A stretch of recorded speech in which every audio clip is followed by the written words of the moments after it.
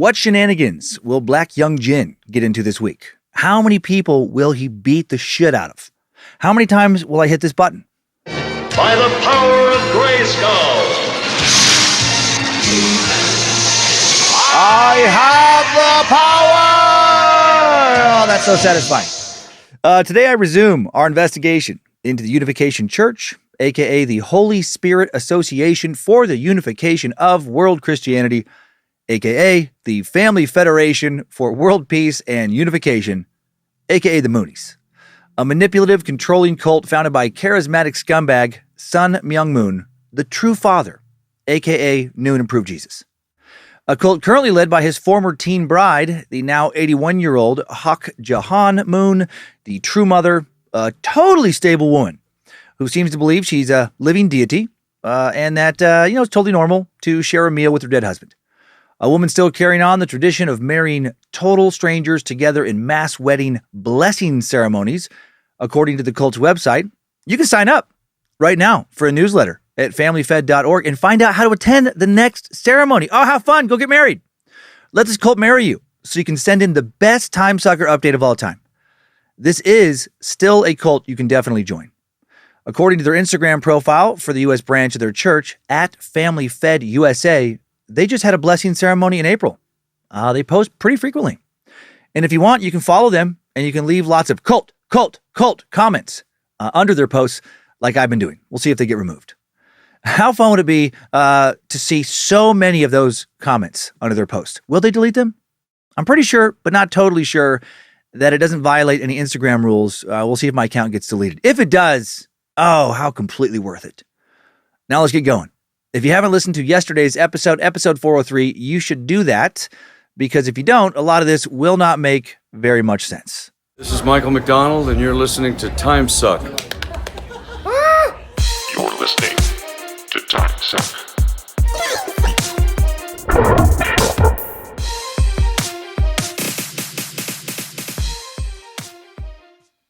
Happy Tuesday, and welcome back to the Cult of the Curious. So strange to say that. I'm Dan Cummins, the master sucker, guy who never gets to have any fun heavenly visions where Jesus tells me I'm new Jesus, Black Heung Jin's biggest fan, and you are listening to Timesuck. Hail Nimrod, hail Lucifina, praise be to good boy Bojangles, and glory be to Triple M. And now for a new merch announcement, and then we're back into the story of the Moonies. Starting this June, so just a few days, we're going to start dropping new merch designs the first Monday of the month in the store. The store now located at badmagicproductions.com, along with some time capsule designs from the past. We dropped most of the first June batch a bit early. The first Merch Monday Mania, brought to you by Kellogg's Frosted Cock Cages. Hungry and in a bind? Well, they're for you. Improve your mental and gut health with a Kellogg's Frosted Cock Cage. And introducing the Dick Bird Collage Tee featuring Nevada's creepiest killer, the Pride of Winnemucca. This design showcases real newspaper clippings and very real police photos of the real infamous Las Vegas Strip Strangler. And yes, that is the real hairbrush he used that is shown. If you haven't heard of Richard Byrd yet, highly recommend checking out episode 394 to learn about one of the world's deadliest, very real killers. Even AI knows that this motherfucker existed for real, and we all know that we can trust AI just, explicitly. Next up, are you looking for a lawyer? Is life bending you over and fucking you again and again and again with legal troubles? You need a cock and butts on the case. You need them in the case. You need them to spray their legal knowledge all over your case's ass. A cock and butts will go where others won't. They don't mind getting down and dirty. A cock and butts will not stop pounding the shit out of your case until they've come. One. You need justice. Let A cock and butts ram it home and deliver it for you. For tight jams and big pickles, call the law offices of A cock and butts, a law firm too hard for your enemies to fully handle. And now next up, we're going to keep this going. Oh, another fun one. There is a fourth dimension, beyond that which is known to man. It is a dimension as vast as space and as timeless as infinity. It is the middle ground between light and shadow, science and superstition, between smelly hairbrushes and questionable peanut butter, and it lies between the pit of man's fears and the summit of his knowledge. This is the dimension of imagination. It is an area which we call the Timesuck Zone. And not done. Another dimension you might want to find yourself in, my OnlyDance page. That's right. My secret collection of steamy banana-related pics are only available at onlydance.com.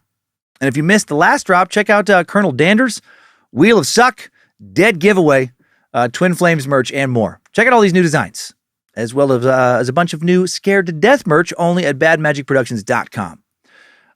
Thanks, everybody.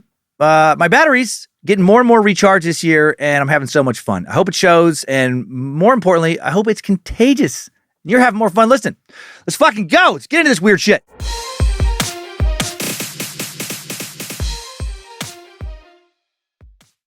Very excited to pick back up with our timeline with Kundioni, a.k.a. Black Heung Jin. The man described in a 1988 LA Times article as follows. The Zimbabwean, described as a baby-faced black man of medium build in his early 20s, was a Unification Church member for 3 years when he began making claims last year to hearing the voice of Heung Jin. He has been embraced by the cult leader as actually being his son, returned to the flesh, like he's a fucking demon possessing someone now.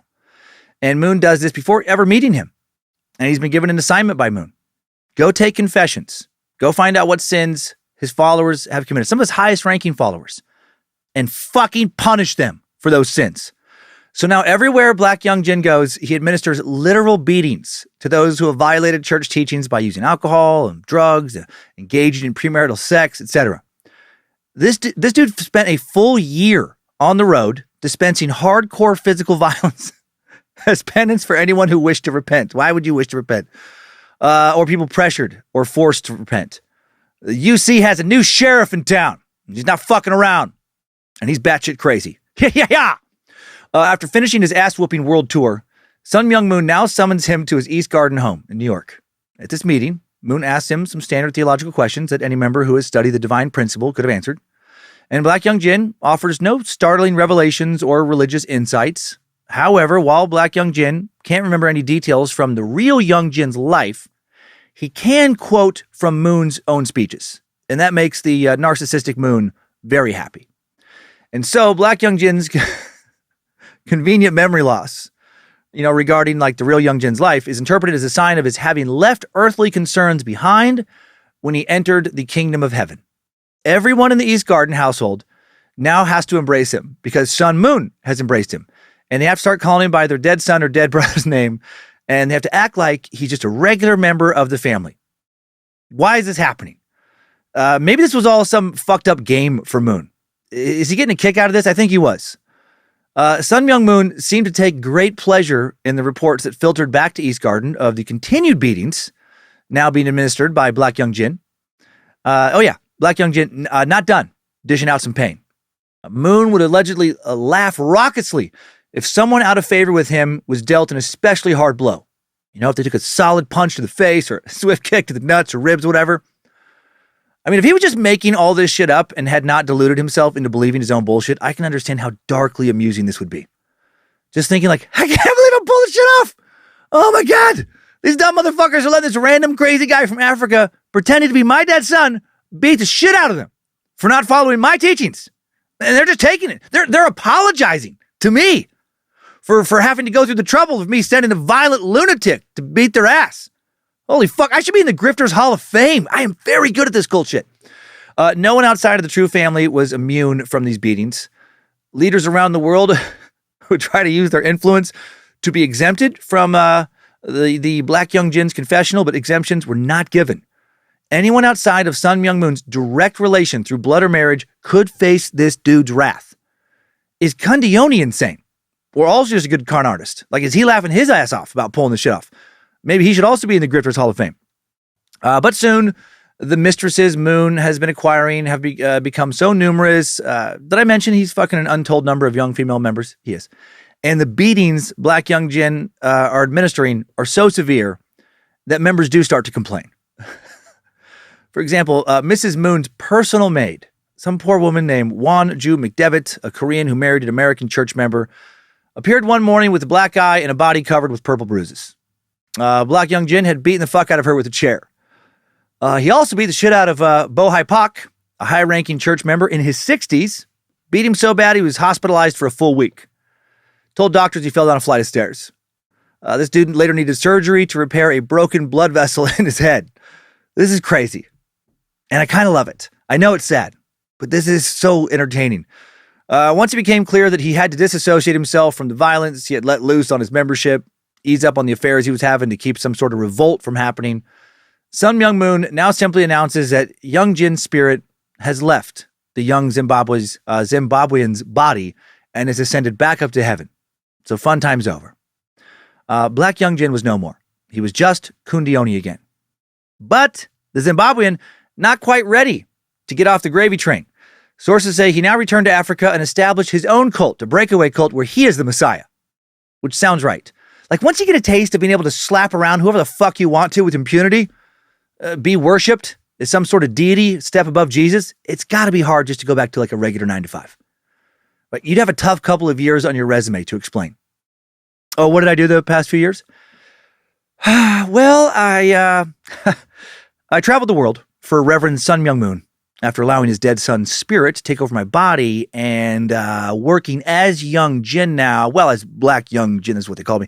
I beat the shit out of somewhere between 500 and 1,000 people for not following Reverend Moon's teachings. And then his spirit left me, and now here I am at Jimmy John's, hoping to make some sandwich coin. I wish I knew more about Kundioni's adventures, but he seems to have fallen off the historical record. He's probably out there just beating the shit out of somebody right now. Now we head into the early 90s. Moon is bummed that he's not being entertained by Black Heung Jin anymore, but he's hungrier than ever for world domination. He abandons his identification with being anti-communist and now coins the term headwing. He's neither right-wing nor left-wing to identify his movement's political/ideological stance. He's opening himself up to a wider audience now. The UC's World Media Association and the Soviet Novosti Press Agency jointly sponsor a 1990 World Media Conference in Moscow, which includes a private meeting between Moon and his wife and Mikhail Gorbachev. He's now met with the President of America and the Soviet Premier. Via this meeting in Moscow, the UC subsequently obtains clearance to educate Soviet youth about his ministry, and he convenes some of the largest religious workshops in history. In December of 1991, Moon then meets another communist leader, North Korean President Kim Il-sung, an encounter that the UC interpreted as, quote, a meeting between the world-level Jacob and the world-level Esau, to make some biblical references there. 1991, North Korea had yet to test its first nuclear weapon, and Moon claimed he proposed that North Korea agreed to a declaration of denuclearization. Kim, quote, responded with candor, wrote Moon, quoting the North Korean leader as saying, think for a moment. Who am I going to kill by making nuclear weapons? Kill my own people? Do I look like that kind of person? According to Masul E., who was the public relations director of the Unification Church at this time, when Moon said to Kim Il-sung in a meeting, please be my brother, Kim Il-sung replied, sure, why not? And so one God makes an alliance with another. Kim Il-sung, we went over some of the crazy claims he made back in episode 45. Remember how he won 100,000 battles against China? Never lost one? Or how he could control the weather? How he actually willed the sun to rise in the morning? How he literally never took a shit? Not ever? Not even one time. Also, it was taught in North Korean schools for a while that he was an almighty God who created the world in 7 days as a divine spirit millions of years ago, then returned to Earth as a human in 1912 as a Messiah. I wonder what those two dipshits talked about. I feel like yeah, me too, was said a lot. Did you know that I can control the weather with my mind? Yeah, me too. Did you know I can time travel? Yeah, me too. Did you know that my battle record is 100,000 wins, 0 losses? Yeah, me too. Did you know that my dead son took over the body of an African man, spent a year and changed, beating the shit out of people all around the world? Yeah, me too. Moon told his believers after this meeting that he, the Messiah, had brought Satan, Kim Il-sung, to his knees with the power of love. So that's pretty cool. Also, this meeting led the way for Moon to open Pyeonghwa Motors, North Korea's only joint venture automobile factory, and he was even allowed to put up billboards in Pyongyang. So he did make some progress there. This pairing was watched carefully by the U.S. Defense Intelligence Agency. According to their later reports, Moon donated 450 billion yen to Kim Il-sung during his stay in North Korea from November 30th, 1991 to December 7th, 1992, in exchange for something. Access to helping build up and industrialize his economy, it seems. That's a big donation. that would equate to around $3 billion US based on exchange rates at the time. That seems like fucking way too much money to me. But that's what the reports say. Those same DIA reports explain that an economic cooperation for the reconstruction of North Korea's economy was in place. Most of the money was said to have been donated to the Unification Church by Japanese believers, then taken to South Korea, money laundered, then transferred to Hong Kong, and finally taken to North Korea. But instead of being poured into industry, the money got poured into nukes and intercontinental ballistic missiles. So that's cool. Sounds like Reverend Moon got swindled. Ended up helping beef up North Korea's military. Also in Korea, August of 1992, the UC convened a World Culture and Sports Festival in Seoul, South Korea, conceived of as an Olympics of culture, at which Moon declared that he and his wife were, quote, the true parents of humanity, the Savior, the Lord of the Second Advent, the Messiah. Cool. 1994, Moon began the process of reinventing the Unification Church as the Family Federation for World Peace and Unification, right? That's the name the church currently goes by. So if you're part of that church, well, you're a Moonie. The vision for this rebranded church was to create a religious but non-sectarian membership organization for people of all faiths and good conscience. But it's actually just the same shit it was before. Also in 1994, Moon sent 1,600 Japanese female missionary volunteers in teams of 10 to 160 countries throughout the world. Many left their husbands and children behind. 1996, he called on 4,200 Japanese female volunteers to undertake missionary work exclusively in South America. It was suggested the Japanese followers were especially devout, motivated to, quote, compensate for Japan's 36-year colonization of Korea. In 1997, the Family Federation for World Peace and Unification officially opened a new headquarters in Washington, D.C. An opening ceremony included speeches by former U.S. Presidents Gerald Ford and George Bush. They were paid a lot. Former President and Nobel Peace Prize winner Oscar Arias of Costa Rica, and former Prime Ministers Edward Heath from the UK and Brian Mulroney from Canada. I wonder how much those guys did get paid. I'm guessing 7 figures each. Despite being conceived of as a broad-based organization, the inauguration of the FFWPU led to increasingly frank expressions of the UC's messianic premises. God, I hate the plural of that word. In one speech, Moon declared, prominent Christians and other leading figures of the world have only a faint idea of the forces that shape the future. I know the direction that humankind must go, and I, with the help of God, will lead the world there. By the late 1990s, the UC had established a dozen or more federations, such as the Artists Association for World Peace, the Federation of Island Nations for World Peace, the Federation of Peninsula Nations for World Peace, the Federation of Continental Nations for World Peace, and the Martial Arts Federation for World Peace. So much peace all around the world. Moon viewed all of these as potential successors to the UN, to the United Nations, totally. He also decided to double down on his ideas about arranged marriage, incorporating them into his new world peace shtick. Moon encouraged so-called exchange marriages between partners from former enemy states, created situations in which followers from adversarial nations worked together, and sent them out on missionary teams to the field. Out into the field. During the mid-1990s, the Women's Federation for World Peace sponsored a series of sisterhood ceremonies in Washington, D.C. that brought 4,000 Japanese women to be matched with an equal number of American women in 8 separate sisterhood ceremonies 50 years after the end of the Second World War. These culminated in bridge crossings in which a Japanese delegate crossed over a bridge of peace, so much peace, and met her American counterpart in the middle, where each bowed to one another, then embraced the other, then walked down a stairwell together, hand in hand, and then at the bottom of the stairs, they would lick each other's bicycle seats clean. Hail Josefina! I'm not sure what they did after walking down the stairs. As with the Family Federation launch, the sisterhood ceremonies included appearances by high-profile public figures, notably George and Barbara Bush, who were beaten half to death by the return of Black Heung Jin. Oh, fuck yeah! By the power of Grayskull. I'll beat the shit out of you! Or they just said a few words. International marriage blessings were the third component of FFWPU's program of world peace and unification. Whereas the first 2 components dealt with conflict resolution, the sanctification of couples through the blessing was believed to eradicate the root cause of conflict and division. Its centerpiece was the drinking of Moon's holy wine, which in conjunction with other elements was understood to eliminate original sin. Oh, how sweet. That's some nice wine. Prior to the mid-1990s, the blessing was a narrow gate restricted almost exclusively to UC members. During the mid and late 90s, blessings were open to anyone willing to participate now. Members would go door to door, into the streets and parks, on beaches, go to state fairs, go to other venues to pre-bless married couples whose unions would then be sanctified later by Moon and his wife at international marriage blessing events. The FFWPU sponsored 5 international marriage blessings between 1995 and 2000 in major arenas, 3 in Seoul's Olympic Stadium, and 1 each in RFK Stadium, Washington, D.C., and Madison Square Garden in New York. My God. With satellite links to blessing venues worldwide, the movement claimed to have sanctified more than 500 million couples. Yeah, they can now bless couples into their holy family via satellite TV. Moon's magical powers are growing. Also, this is way more efficient than making people show up in person. However, the continual changing of the rules for marriage blessing would end up backfiring. Rather than holy wine, enterprising members soon began distributing holy lemonade to random thirsty beachgoers or downtown pedestrians with little or no explanation that they were being pre-blessed. Just giving somebody some lemonade and you're one of us now.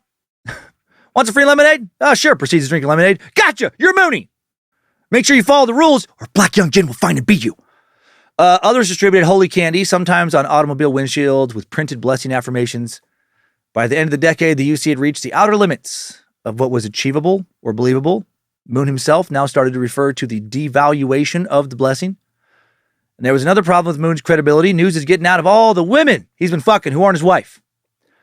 1995, as these new global programs are ramping up, Chonghua Paul, an early follower, publishes an especially lurid account in Japan titled The Tragedy of the Six Marys, which alleged Moon's participation in ritual sex and asserted that his mission was to cleanse the wombs of 6 married women in this orgy.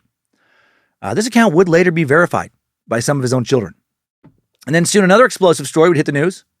In 1998, Nan Suk-hong, the recently divorced ex-wife of Heung Jin Moon, the Moon's eldest son, published In the Shadow of the Moons, My Life in the Reverend Moon's Family.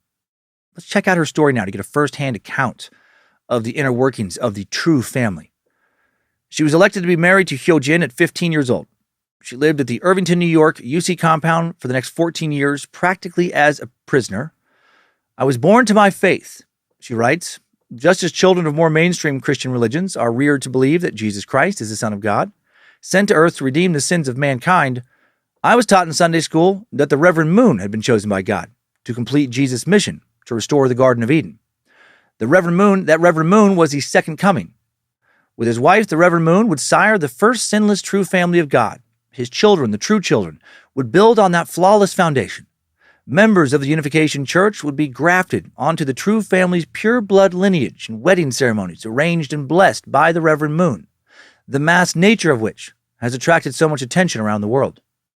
From birth, Nan Suk was taught that Sun Moon was not just a holy man or a prophet, he was anointed by God. He was the Lord of the Second Advent, the divine guide who would unite the world's religions under his leadership and establish the kingdom of heaven on earth personally. Her parents were often gone doing missionary work as Moon had instructed them. They believed Moon's paradoxical teachings to have as many kids as possible, but also to travel all the time. The Reverend Moon taught his followers that God would take care of their children if his followers took care of him. The urgency of the Reverend Moon's mission superseded the personal bond between mother and child. Instead, her grandma raised her, along with an assortment of aunts and women called the Sisters, who were unmarried church members who served Moon by babysitting. For most of her childhood, she lived in a series of single rooms in a slum in Seoul known as Moontown, not because of Sun Moon, but because it was located on a treeless hillside and hence closer to the moon.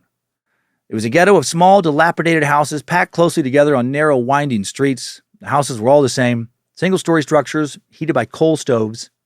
Every house was topped with a tiled roof and surrounded by a gated stone wall, the top of which was typically embedded with shards of broken glass to discourage thieves who roamed the area. There was no indoor plumbing, so they used outhouses that were rarely emptied. And Nan Suk went to school in an overcrowded elementary school, where she was too shy to ask to go to the bathroom and often made fun of for having accidents. The church seemed like a safe place compared to all that. Every Sunday, they went to a 5 a.m. service, 5 a.m., where they bowed 3 times and recited their pledges of obedience and submission to Moon's vision to begin. Every Sunday, Nan Suk also watched the Moon children descend from their fancy apartment wearing designer clothes. Then Sun Moon would preach at 6 a.m., sometimes talking for as many as 15 hours. Cult. Keeps people tired and confused. There was also Sunday school. In all these services, there was no teaching of Jesus as a central religious figure. There was only Sun Moon. His children were also literally worshipped, with their academic and artistic accomplishments touted as proof of their superiority, their celestial powers. Nansuk then entered the Little Angels Art School in 6th grade. Like the church that ran it, it was a pretty harsh environment. A tardy student would be forced to sit on a concrete bench outside the principal's office with her arms raised above her head for 30 minutes straight. She would then be required to write a letter of apology to her teacher and classmates for the disruption her late arrival had caused. At the Little Angels, the students were thought of as clay to be molded, sculptures to be shaped. The teaching emphasized rote memorization and repetitive drills, never critical thinking. All of this would prepare Nansuk to eat whatever bullshit the Moons decided to feed to her. Meanwhile, her future husband, Heung Jin, was living a very different life. At home at the big family palatial estate in Tarrytown, New York, the Moon children were left to the care of church elders and babysitters. At school, they were the ultimate outsiders. They were sent to the private Hackley school, where their identities as Moonies subjected them to teasing or outright scorn. Heung Jin was expelled from Hackley in middle school for bringing a BB gun to class and shooting several of his classmates, shooting at them at least. He was not punished at home for this. Sun Moon proclaimed that his son was just a victim of religious persecution. How dare his classmates not acknowledge that his dad is a god, that he is a god? It's good that you shot him. Next time, bring a real gun. After Heung Jin was expelled from Hackley, Moon sent him to live with Bo Hai Pak, one of his original disciples. Pretty sure that guy was one of the dudes that got fucking his ass beat by Black Heung Jin, in McLean, a wealthy Virginia suburb outside of Washington, D.C. Moon believed that his followers were responsible for rearing the Messiah's children. But Heung Jin's behavior only deteriorated in Washington, D.C. In a large public school, there were fistfights and more. It was in Washington where he started doing drugs for the first time. Going to Washington was a great excitement for me to leave East Garden. Heung Jin later told church members in an apologetic speech in 1988. Father told me not to associate with outside kids, but I wanted to associate with outside people. I felt this was a chance for me to seek friends. I didn't care about what Father wanted. I wanted my own friends. After I went to Washington, I started getting into drugs. I didn't want to be pressured by bullies anymore. When you're in high school, fist work. I started taking martial arts. I didn't want to take anything from anyone. In school, they go around in packs, but kids who had control were the strongest. When they saw me, they saw gooks, so I had a lot of fights. The more I fought, the more I won. The kids wanted to become friends. My name was notorious. So, I don't know. Was he all this? Was he such a badass, or is he kind of doing some myth building himself here? Moon sent Heung Jin back to Korea for high school, but it didn't work. Back in Korea, he started a rock and roll band, had a reputation of being a bad boy, smoking cigarettes, drinking whiskey, having girlfriends he had sex with. Little Angel School would simply mail him a diploma. And contrary to his father's wishes, Heung Jin wanted nothing to do with being matched for spiritual reasons. He confessed in that 1988 speech, "When I went to Korea, I started going with many girls. I really loved one in particular and wanted to marry her. Her parents liked the idea. They thought Father had a lot of money." Well, yeah, he did. They encouraged both of us, invited me to their home. They were nice to me. We became very close, almost lived together. I had sex with her. I wanted to do everything in my power to stay with her. I wanted to be matched with her or nobody else. After school, I would sleep over at her house and she at my house, all through high school. I drank a bottle of whiskey a day. If I didn't have money, I would buy corn whiskey, cheap and potent. I had to be drunk all the time. I touched bottom. I was listening to my heart cry. I started suffocating. I wanted to kill myself. How could I face Father? I thought the best way was to disappear. Then I would have no burden. Many times I sat with a gun pointed to my head, practiced what it would be like. I only cared about my physical body. I was worse than other kids. I was so physical and selfish. I didn't care how I affected other people. That's how I grew up. Maybe that was how he grew up. Nansuk never thought about him. She knew that Moon would select a match for her and she'd have to accept it. What was the point of having crushes? But when Nansuk was 15, everything changed. There were whispers that Moon was looking for a match for his eldest daughter, Ju Jin. Everyone expected the groom to be chosen from amongst the sons of his earliest disciples, Young Wee Kim or Hyo Won Yu. Their sons, Jin Kun Kim and Jin Sung Oo, were friends of Nansuk's older brother. But it was going to be her older brother, Jin. He was to be married to the daughter of the Messiah. He was to become a member of the true family of God. Jin was 17. When he got word that he got matched, he was also informed that his wedding would be the next day. And this was the first wedding of a true child of the Reverend and Mrs. Moon. At the ceremony, Nansuk spotted Heung Jin Moon, the bad boy with the long hair. After the wedding, a dinner reception was held in a large ballroom at the Palace Hotel, but Nansuk and her siblings were not invited. Soon after the wedding, the Moons and Heung Jin flew back to America. Heung Jin was a student at Smith, the Women's College in Massachusetts. Jin moved into Moon's house in Seoul with Heung Jin and a large household staff. Jin still had a year of high school left, though Heung Jin spent most of his time having sex and smoking cigarettes. But then one day, Nansuk was called out of school. She was brought to an enormous private residence where Moon sat at the head of a table, his wife next to him, Nansuk's mother next to her. But they all just had dinner, and Nansuk had no idea what was going on. Next day, Nansuk's mother sent her to a beauty parlor, have a new dress bought. They returned to the Moon's house, where Nansuk was instructed to kneel down on the floor. Then Sun Moon asked her parents to give her to the one true family. And they said yes. She would, of course, be Heung Jin's match, meant to steer him towards a more righteous path. Heung Jin was waiting in an adjoining room. Nansuk had never been alone with the boy. They sat on a couch and held hands. Then he said that they better return to his parents. She was now officially engaged. The next weeks would be spent shopping and having dinner parties thrown in her honor. Whenever she was alone with Heung Jin, she was nervous. Alone in his Seoul residence, he tried to have sex with her, but she said that she wouldn't have premarital sex because that sent you to hell, as your dad teaches. Within a matter of months, she would leave for the U.S. with Heung Jin in order to obtain a visa. The Unification Church lied, said Nansuk was performing in a piano competition. Nansuk spoke no English, and this was because of one of Moon's teachings. English is spoken only in the colonies of the Kingdom of Heaven. When the Unification Church movement becomes more advanced, the international and official language of the Unification Church shall be Korean. The official conferences will be conducted in Korean, similar to the Catholic conferences, which are conducted in Latin. Still, she went through customs, and then a car whisked her away to the East Garden. There she was alone with the Moon family for the first time before a driver took her back to the Belvedere estate with her parents. She'd be shocked by what she found out over the next few weeks, like that the Moon children did not have breakfast with their parents, but began each day by bowing to them. Then they were led away to the kitchen to have a separate breakfast. On the day of her wedding ceremony, when she's still 15, she's led down a long hallway to the library. A Korean woman whispered to her, "Don't smile, or your first child will be a girl." That was easy for Nansuk. She didn't feel like smiling. She wasn't happy about a lot of this. Moon was dressed in long, white, ceremonial robes. Nansuk and Heung Jin, he was 19, stood before the true parents at an offering table laden with food and Korean wine. Afterwards, the new couple were delivered to the cottage house, where they would live, to get dressed for the reception, which would be at the ballroom of the Manhattan Center. Immediately, Heung Jin insisted they have sex. Nansuk begged him not to. They only had an hour, but he insisted. He was rough, excited at the prospect of deflowering a virgin. For hours afterwards, Nansuk said she burned with pain.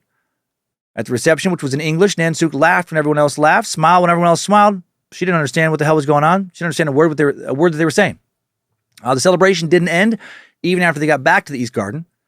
It's a Korean tradition for wedding guests to strike the soles of the groom's feet with a stick for his symbolic thievery of taking his bride. Back at Cottage House, Heung Jin put on several pairs of socks, I guess, in preparation for this ritual assault. All right. Moon and Mrs. Moon laughed as church leaders now tied Heung Jin's ankles together so he could not escape. Excuse me. Every time they hit Heung Jin's feet, Moon would express mock outrage. "Stop! I will pay you not to hit my son." Those wielding the stick would then take his money and go back to beating him. "I'll give you more money if you stop," Moon would shout. And again, the laughter would begin as they stuffed his money into their pockets and began hitting Heung Jin again. But then it got a little less funny because Black Heung Jin showed the fuck up and he wasn't playing around with that stick. He grabbed it, hit Heung Jin so hard he fractured both of his feet. Then he started hitting him elsewhere as his dad cried tears of laughter. He broke his arms, fractured his skull. Moon finally stood up and applauded. "Oh, Black Heung Jin, you are my most humorous son. No one makes me laugh like you." Of course, that part's not true. Black Heung Jin was too busy beating followers of his own cult, probably, to attend the wedding. Nansuk quickly learned that everything to do with their marriage, including the honeymoon, was going to be supervised, either by the Moons or by assistants. However, even though she was carefully controlled, the family couldn't stop Nansuk from noticing certain things, like how Hak Jahan, the mother of the true family, was a gambling fiend. Moon also liked to gamble. He liked to play blackjack. He would give instructions to an assistant named Peter Kim, so he wasn't gambling directly. That's fucking weird. He would send Peter to the casino, instruct him on how to bet, I guess. Moon's rationale for this, he had to mix with the sinners, just like Jesus did. And everyone knows that Jesus loved blackjack. No one likes to split on a pair of aces or double down on 11 more than the Messiah. Nansuk also noticed the family's secrecy. When they enrolled her in public school, not private like they did for their kids, they did it under a pseudonym.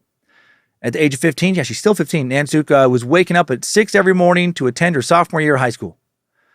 It's crazy. Exhausted from the night before, as Heung Jin would come back late and demand sex. Nobody at the school was supposed to know about any of this, though. She wondered if it was also godly, why was it a secret? Where did all their money come from? Why was the answer she was given always just Japan? And if the Moon children were so godly, why were they spending almost every night hanging around and getting drunk in Manhattan nightclubs? And if Sun Moon was Jesus, why was he beating his kids and insisting it came out of love? Why would he do things like slap small children in the face when they wouldn't be quiet for church services? There was nobody to answer her questions. She cried herself to sleep most nights, her knees raw with carpet burns from having to constantly kneel before the Moons and worship them as deities. What an odd reality she was living in. The one time she did try to report her husband's infidelity to Mrs. Moon, she told Nansuk that she was failing as a wife. It was her job to make Heung Jin want to stay home, not go out. And Injin, the eldest Moon daughter, was constantly telling her mom lies about Nansuk, making her out to be a troublemaker. Soon, Nansuk grew wary of trusting anyone. The one exception was Heung Jin, a Moon daughter a year younger than Nansuk. While the other kids would go out clubbing, Heung Jin and Nansuk would stay up late baking, chatting. Heung Jin was a wonderful cook, generous spirit, sharing her chocolate chip cheesecake and homemade cookies with the security guards who had an office in the basement of the mansion. Now, there was a whole ecosystem of attendants and employees here. The kitchen sisters and the babysitters would sleep 6 to a room in the attic. They were given a small stipend but no salary, kept totally dependent on the church. Situation was a little better for security guards, gardeners, and handymen who took care of the Moon properties. The Moon's attitude was that church members were privileged to live in such close proximity to the true family, so they didn't really need much money. Besides Heung Jin, her only other respite was math class. There, she was in 12th grade algebra, practicing concepts she'd already mastered way back in 4th grade in Korea. But mostly her life felt hollow. She would describe it like this. I was beginning to see the truth. Our marriage was a sham. Heung Jin had gone through with the wedding, but he had every intention of living the life he had before. I suspected that Heung Jin was having sex with the hostesses at the Korean bars he frequented, but I had no proof. When I would ask him what he did when he stayed out all night, he told me that it was impudent of me to question the son of the Messiah. I would lie awake in our bed, imagining that I heard his car when it was only the sound of the wind. Within just a few weeks of their wedding, she had proof of his infidelity. He gave her an STD. By then, she also knew that he still had a girlfriend back in Korea and no plans to break up with her. Soon he left for Korea, not to return for months. During that time, Nansuk learned she was pregnant with his child. After hearing about the pregnancy, Heung Jin returned from Korea and without a word of apology or explanation, moved out of Cottage House. He apparently realized he wasn't actually legally married to Nansuk and planned just to leave his life in the church and abandon Nansuk and their baby. When his dad, Sun Moon, found out, he was furious with Nansuk, berating her for not being a better wife. And he said that if Heung Jin returned, she had to forgive and forget. She had no choice. Soon the Moons would pay Heung Jin's girlfriend off in Korea to leave him, and then Heung Jin, with no GED, no degree, no job, and no money aside from his parents, had to return home. Also, her mother-in-law, Hak Jahan Moon, was pregnant again with her and Moon's 13th kid. Her obstetrician had warned her after the birth of their 10th child that another pregnancy could endanger her health, if not her life, and then Moon just had her change doctors. He was determined to bring in as many sinless, true children of the Messiah into the world as possible. More tumultuousness was coming. Sun Moon in 1982 was being indicted for tax fraud, which we went over in the previous episode. He'll go to prison. Nansuk would later note that Sun Moon didn't seem worried about his conviction. It was almost like he welcomed it. He was able to carve this narrative out that he was being persecuted for his race and religion. Nansuk, meanwhile, was now a little more than Mrs. Moon's lady-in-waiting, accompanying her on walks on the beach, even to the bathroom. And at night, Heung Jin demanded sex as he berated Nansuk for her changing pregnant body. Soon it was February 1983 and the baby was due. She'd be born February 27th after a day of labor. She was just under 7 pounds. Nansuk named her Shinjun. Because she wasn't a boy, everybody was disappointed except for her. Heung Jin now left again for Korea. Wouldn't return until late summer. Soon Nansuk would begin her junior year at a private single-sex school. Yeah, she's still a young teenager in high school. Thankfully, there were several other Korean girls there she could speak to. During her junior year, she had a miscarriage. Heung Jin berated her for looking ugly when she cried about it. God, these fucking monsters. Her senior year, Nansuk learned to drive. After her graduation, Vice President George Bush gave the commencement address. Nansuk got ready in her bedroom as her toddler played on the floor. A year later, after his release from prison for tax fraud, the Reverend Moon's hubris culminated in a secret ceremony Oh my gosh. Which he, sorry, I thought this was a different thing for a second, but this is still pretty funny. He actually crowned himself and Heung Moon as emperor and empress of the entire universe. Oh, fuck yeah. By the power of Grayskull. I have the power of the emperor of the universe and the coolest guy ever lived! Preparations for the lavish clandestine event at Belvedere took months, cost hundreds of thousands of dollars. This craziness marked a turning point for Nansuk and her parents. It was the first time that they confided in each other that maybe they weren't so sure about this whole thing. Maybe the Moons weren't so great and holy. Maybe, just maybe. They were narcissistic, power-hungry, insane, sadistic grifters. But Nansuk had so much on her plate already to worry about, including her toddler and becoming a freshman at New York University. She didn't want to deal with the thought of having to start her life over, again. Excuse me. So she pushed her concerns down and tried to ignore them. Her freshman year, she was also pregnant again. And when she visited Heung Jin in Seoul the summer after her finals, he started to beat her. Once, when she locked herself in the bathroom to avoid his wrath, he broke down the door using his guitar as a sledgehammer. Meanwhile, at least her studies are going well. In 1988, after earning high grades at NYU, she transferred to Barnard. A security guard from East Garden would drive her to and from class. Not even the professor who served as her advisor knew who she really was. Over the ensuing years, sometimes Nansuk would flee for Korea with her children. She had another girl, then a boy, but she'd always return, partly because of her faith and her inability to question Sun Moon, and partially because she knew that Heung Jin would always find a way to track her down and get her back. For sheltering her in Seoul, Nansuk's parents were punished. Her father mocked during business meetings, humiliated in public. Nansuk ended up being cut off from her parents completely, started having her calls monitored. But at least she had given birth to a boy, and that made the Moon family a little bit kinder towards her. In April of 1988, Heung Jin made what was billed as a dramatic confession before a church gathering in the grand ballroom of the World Mission Center, the old New Yorker hotel in New York City. It was Parents' Day, a church holiday. I listed some of his quotes from the speech earlier. He also said, many blessed members blame Father for my wrongdoings. It is not Father's fault, it is my fault. It wasn't easy for me to come to America. It was a spawning ground for my hate and misunderstanding. People tried to explain, but I never listened. I had a lot of anger in my heart. I hated almost everybody. He went on to deal his escapades, drinking, romances, as though that was all behind him now. I want to do everything right from now on. That was the past, and it comes and haunts me many times. I have told you everything, that I slept around, that I had many women. I have nothing more to tell you. Please, forgive me, he finished. But, that speech was a sham. It was just given due to parental pressure. His behavior did not change a bit. He kept going out, kept fucking mistresses, wrecking some cars, even wound up in jail a couple times. And he also cut his first album. Heung Jin Moon recorded Rebirth at Manhattan Center Studios, which was another church-owned facility, next to the church-owned Old New Yorker Hotel. Heung Jin would sell CDs and tapes of his music to his only audience, the Unification Church, which included the Collegiate Association for the Research of Principles, right? CARP. I think we mentioned them last episode, which he served as their figurehead president. Rebirth, the first of many albums for Heung Jin. Here's a little clip from a concert Heung Jin Moon put on in Osaka, Japan in 2003.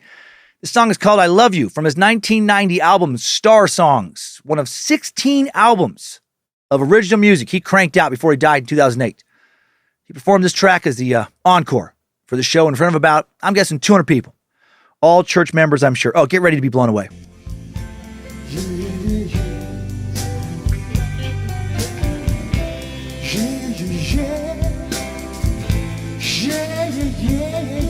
You turn that one up a little bit, Logan?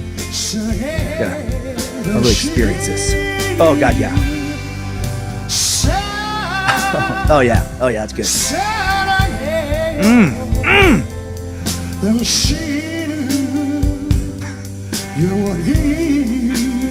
What a talent. I mean, I can't speak the language, so I don't know what he's saying, but I don't think it would make the song better if I did.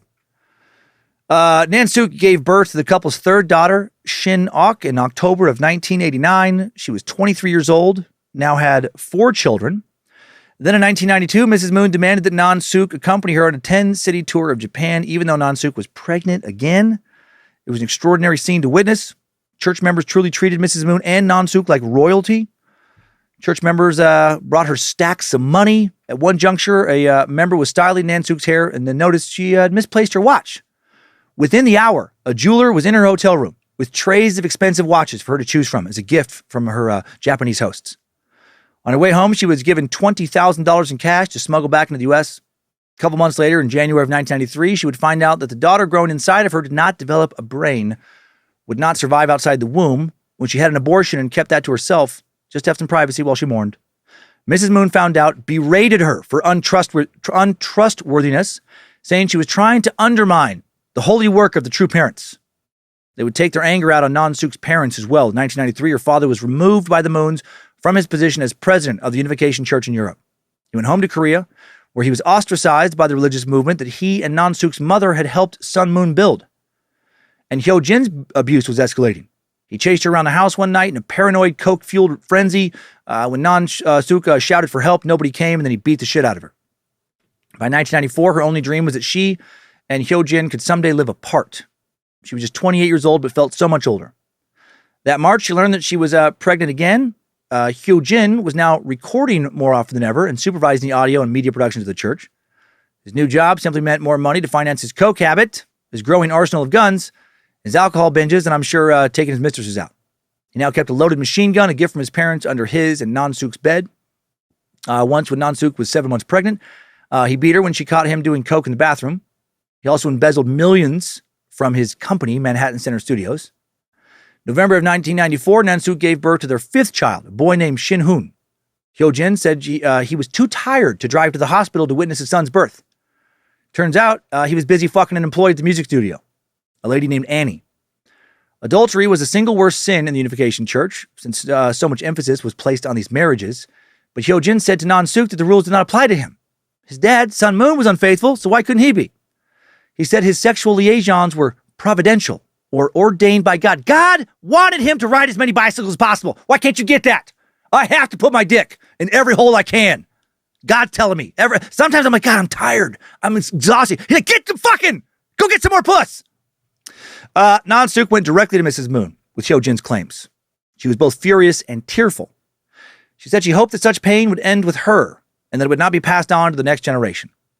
She disagreed with Heung Jin's claims that he had the same authority as his dad. She said, no, father is the Messiah, not Heung Jin. What father did was in God's plan. My God, the mental hurdles people jump, the rationalizations. What? My son is cheating on you? Oh, that simply will not do. He blamed it on his father. Well, yeah, his father cheats. Of course he does. He's new Jesus. He can do whatever he wants. But Heung Jin, he's not even like new Abraham. He's not even like new Job. This is not okay. She said that her husband's infidelity was just part of her course to suffer to become the true mother. But there is no excuse for Heung Jin to do this. Sun Moon would also reiterate to Non-Suk that his own infidelities had been providential, but his son Heung Jin's weren't. Yeah, totally. I mean, God wanted him to put his dick in a bunch of wet holes, but not his son. What? Not my son. Now things were starting to make more sense for Non-Suk. The constant adoration of the true mother, all the money she got. Was it to make up for Sun Moon's constant infidelity so that she wouldn't expose him? She started to see the truth, she said, that this family was fucking rotten to the core. Now it's January of 1995.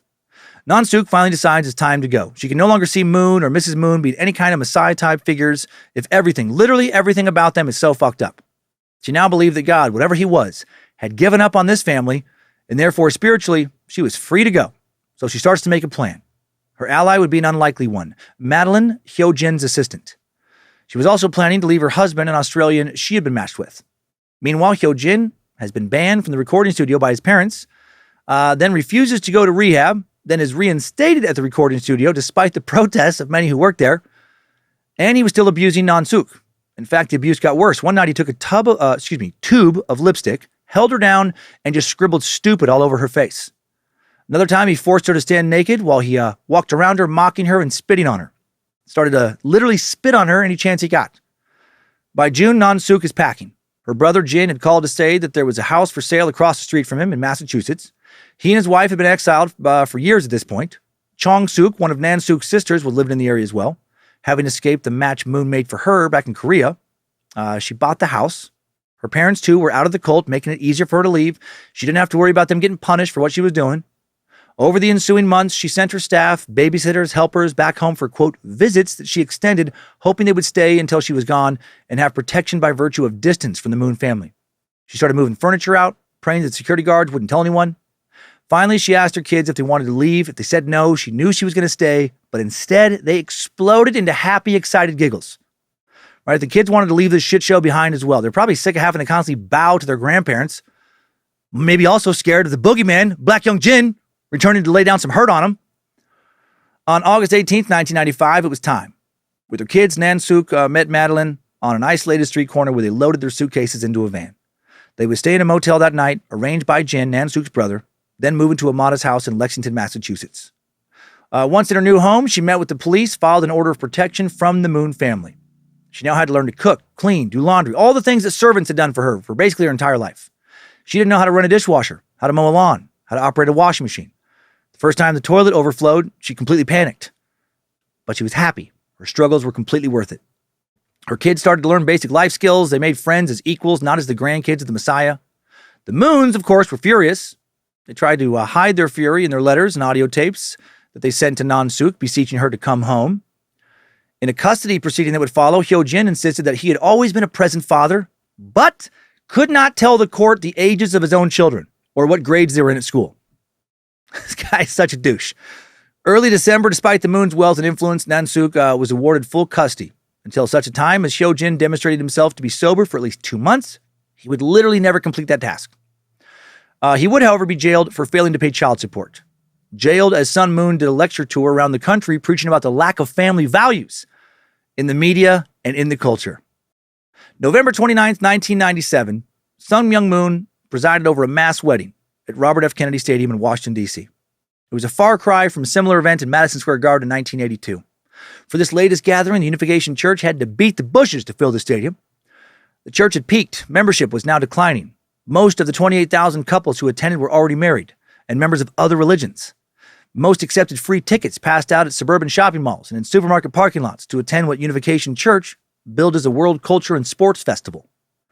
1998, Nansuk and Heung Jin, who claimed her husband had abused her as well, go on 60 Minutes and unleash a flurry of allegations about sex, drugs, and violence inside Moon's supposedly holy and ideal family. Moon was still reeling from this bombshell when the following year his second youngest son, who was given the Americanized name of Philip, hurled himself from the 17th floor of a Harrah's casino in Nevada and died. Philip also had been trapped in an unhappy marriage. It's almost like the premise of marrying strangers together, like he'd been doing for decades, is really fucking stupid, unnecessary, and damaging. Luckily, Philip Moon quickly returned in the body of a 52-year-old Brazilian named Fernando, a.k.a. Brown Philip. And soon Brown Philip would right the Mooney ship through another whirlwind ass-whooping tour. I wish. He just stayed dead. He didn't even get to teach special classes in heaven or make Jesus run errands for him or anything. All this family turmoil was making a mockery of Moon's family-first teachings. Moon had already lost some of his political leverage during the early 90s as communism crumbled and Democrats, he was in bed with mainly Republicans for a while, seized control of Congress and the White House. Now many disillusioned followers began turning their backs on the church. Moon, who now espoused that America's culture was of what he called moral degradation, had caused his children's downfall, not his shitty parenting and ridiculous cult beliefs. He grew bitter towards his adopted country, which he branded Satan's harvest. Totally. This is all Satan's fault. But he didn't give up on the U.S. entirely. Instead, he began courting new groups such as socially conservative black churches, Democratic politicians. The church also launched the Women's Federation for World Peace, which packaged his theology as a tool for the liberation of women. Okay. Mrs. Moon, whose role in the church had been mostly ceremonial up until this point, was named the new president. She began traveling the world proclaiming herself a co-messiah. Oh, that's cool. Urging women to devote themselves to their families. She told a conservative crowd in Seoul, "We must spread to the whole world a model movement in which we embrace our husbands and raise our children properly." On several occasions, former President George H.W. Bush, a major beneficiary of Moon family donations over the years, we don't know how much they gave him, but I'm guessing millions, appeared alongside her, as did his wife, Barbara. And in a major departure from his previous teachings, Moon formally declared Mrs. Moon to be his equal and promised she would inherit everything from Father. Despite these changes, Moon still has not given up on his dreams of world domination. In the spring of 2000, he invited 120 American ministers to South Korea, gave them diamond-studded gold watches in a blatant attempt to bribe them into joining his movement. Then, just after the 9/11 attacks, Moon convened a summit in New York City of religious and political leaders, including Jerry Falwell, Dan Quayle, Richard Holbrooke, Dick Quota met and acknowledged, and the Nation of Islam's President Louis Farrakhan, whose Million Family March Moon had supported the previous year. The stated goal of this gathering was to find solutions to global violence. But the mood was fractious, especially after Farrakhan suggested that Osama bin Laden had been wrongly scapegoated. Instead of uniting behind Moon as he had predicted, the post-Cold War world was growing more divided. However, with every setback, Moon's plans only grew more grandiose. Later that year, he made an announcement. By February of 2013, all humanity would join hands under the banner of a global nation of cosmic peace and unity called Chun Ulguk.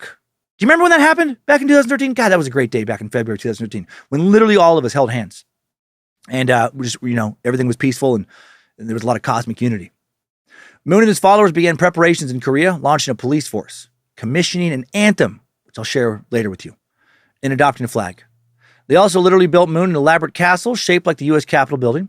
If Moon couldn't actually spiritually conquer America, he could at least do so in symbolic form. Around this time, Heung Jin was living in Boston and pursuing a doctorate in divinity at Harvard.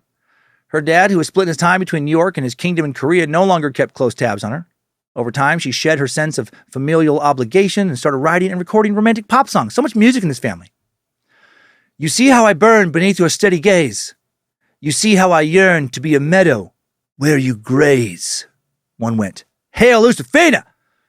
Sadly, I can't find any recordings on the web of her early solo work, but I will share some of her recent hit music a bit later.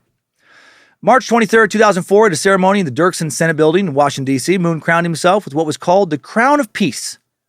Republican lawmaker Roscoe Bartlett. Oh, what a fucking great name. That sounds like a guy who'd show up at a Crown of Peace event. Hi, I'm Roscoe Bartlett. Let's get this shindig going. Ha ha, yeah. This fucking douche literally bowed down before the couple. And then Democrat Danny Davis, another douche, carried in one of 2 golden crowns. Her place on the head. How embarrassing. Fucking stereotypes. These politicians acting like fools to grab, I'm sure, fat paychecks handed their way. Moon then informed the audience that kings and presidents had declared him humanity's savior and that Jesus, Buddha, Hitler, and Stalin had been reborn as new persons through his teachings. Yeah, totally. That's not a crazy thing at all to say publicly. And I'm sure this politician just nodded like, oh yeah, no, that's great. Around that same time, Heung Jin Moon began having an affair with a keyboard player named Alistair Farrant. Her husband, James Park, was crushed. Park now started binging on coke, and Paradigm Global Advisors, his financial company, suffered. According to people with inside knowledge, one of Park's business partners began angling for control of the company now, and Park began hunting for a buyer friendly to his interests. And as luck would have it, he found one in an unlikely quarter. Then Senator Joe Biden's family. The story just keeps getting weirder. James Biden, Joe's brother, approached a business associate named Anthony Lotito, who connected him with Park's camp, and the 3 men began negotiating to buy Paradigm. They signed an agreement that gave them a controlling stake in the company in return for $21 million in cash to be paid in 6 months. Hunter Biden, Joe's son, who had no financial industry experience, was named CEO and given an annual salary of $1.2 million. Oh, fun. I love that Hunter Biden has now randomly appeared in this story. If only Donald Trump was part of this business deal. Trump was paid $2 million by the Moonies in 2022, according to 2023 tax filings, for appearing and speaking at 2 church events with Mike Pence. Must be nice to make $1 million for an appearance. Back to the Paradigm situation. I wonder how much coke Hunter and James Park snorted together. How many escorts were there to snort it with him? Did Black Heung Jin show up, snort a little coke, fuck some escorts, and then beat the fucking shit out of everyone in the room? Soon it became clear that Paradigm had 200 to 300 million under its management, not the 1.5 billion it claimed. Now the Bidens' main financier backed out, but the Bidens found a way around their sudden lack of capital. According to court documents and people close to both sides of the negotiations, they approached Park, who was still in treatment for coke use, and cut a new deal. Instead of 21 million in cash, they would fork over an $8 million note. People close to Park say he was emotionally fragile, felt indebted to the Bidens, which put him in a vulnerable position. Finally, in 2008, the economy collapsed with the housing market crisis, after which it emerged that Alan Stanford, whose firm was soliciting investors for one of Paradigm's funds, was running a multi-billion-dollar Ponzi scheme. Ah, sweet. This is all connected to a Ponzi scheme as well. Awesome. While the Paradigm Fund itself was solid overall, investors were spooked, and in 2010, Paradigm folded, filed for voluntary liquidation. Park was never able to collect on the $8 million note, found himself facing a mountain of debt. The little dance with the Bidens was over. Park and Heung Jin were saved, though, from financial ruin thanks to Moon family ties and Moon family money.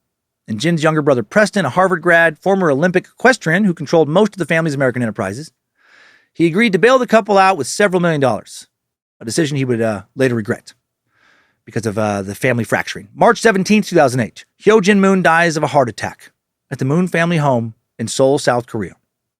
He'd remarried to Yoon Ah Choi and had 4 more kids. He completely abandoned his original family, like father, like son.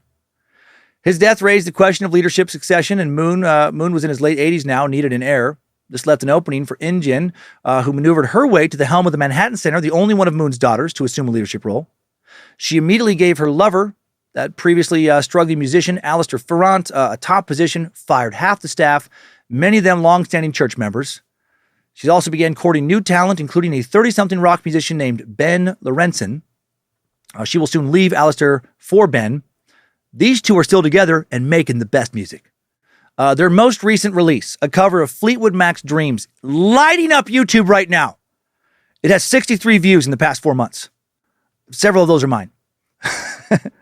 Here's a little taste of more Moon family music. Oh, thunder only happens when it's raining. Oh, yeah. Players only love you when they're playing. Mm-hmm. Say women, they may come and they may go. When the rain washes you clean, you'll know. Wow. You'll know. I mean, that rendition would for sure be better than at least some of the other cover songs sung at a random karaoke night in just any bar. Ben actually releases a fair amount of songs on his own. In 2022, he released the track Second Man on the Moon. Get it? Because his wife, they're going to get married. I'm jumping the gun a little bit. But she's a member of the Moon family, and some other dude rode her bicycle before he took a spin. I think that's what the title refers to. I'm not sure.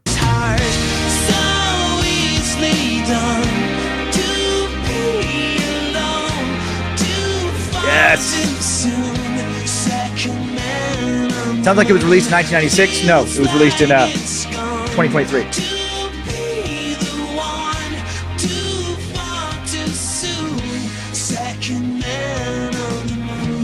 Oh, it's doing a lot better than the other song. 267 views in a year.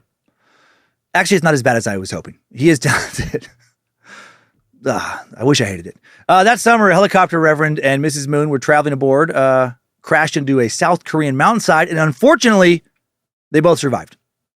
But while they recovered, their children began squabbling over the only major piece of Moon's empire that remained up for grabs, the Unification Church of America, which oversees the movement's U.S. congregations, along with hundreds of millions of dollars, perhaps more than $1 billion in assets.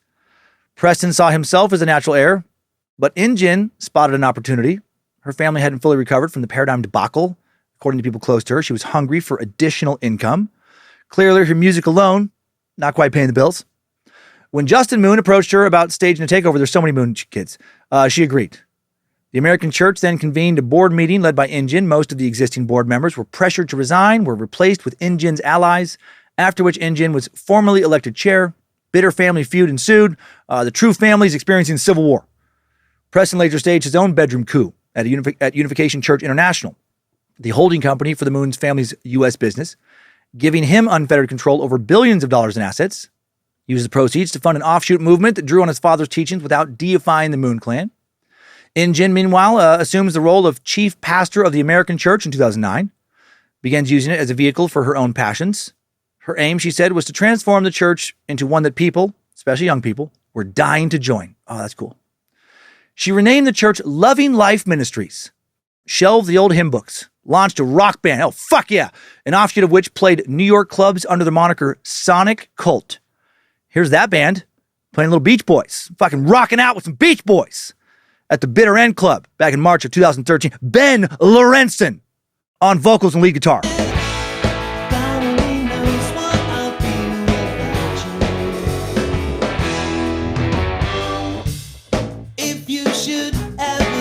There's at least 30 people here.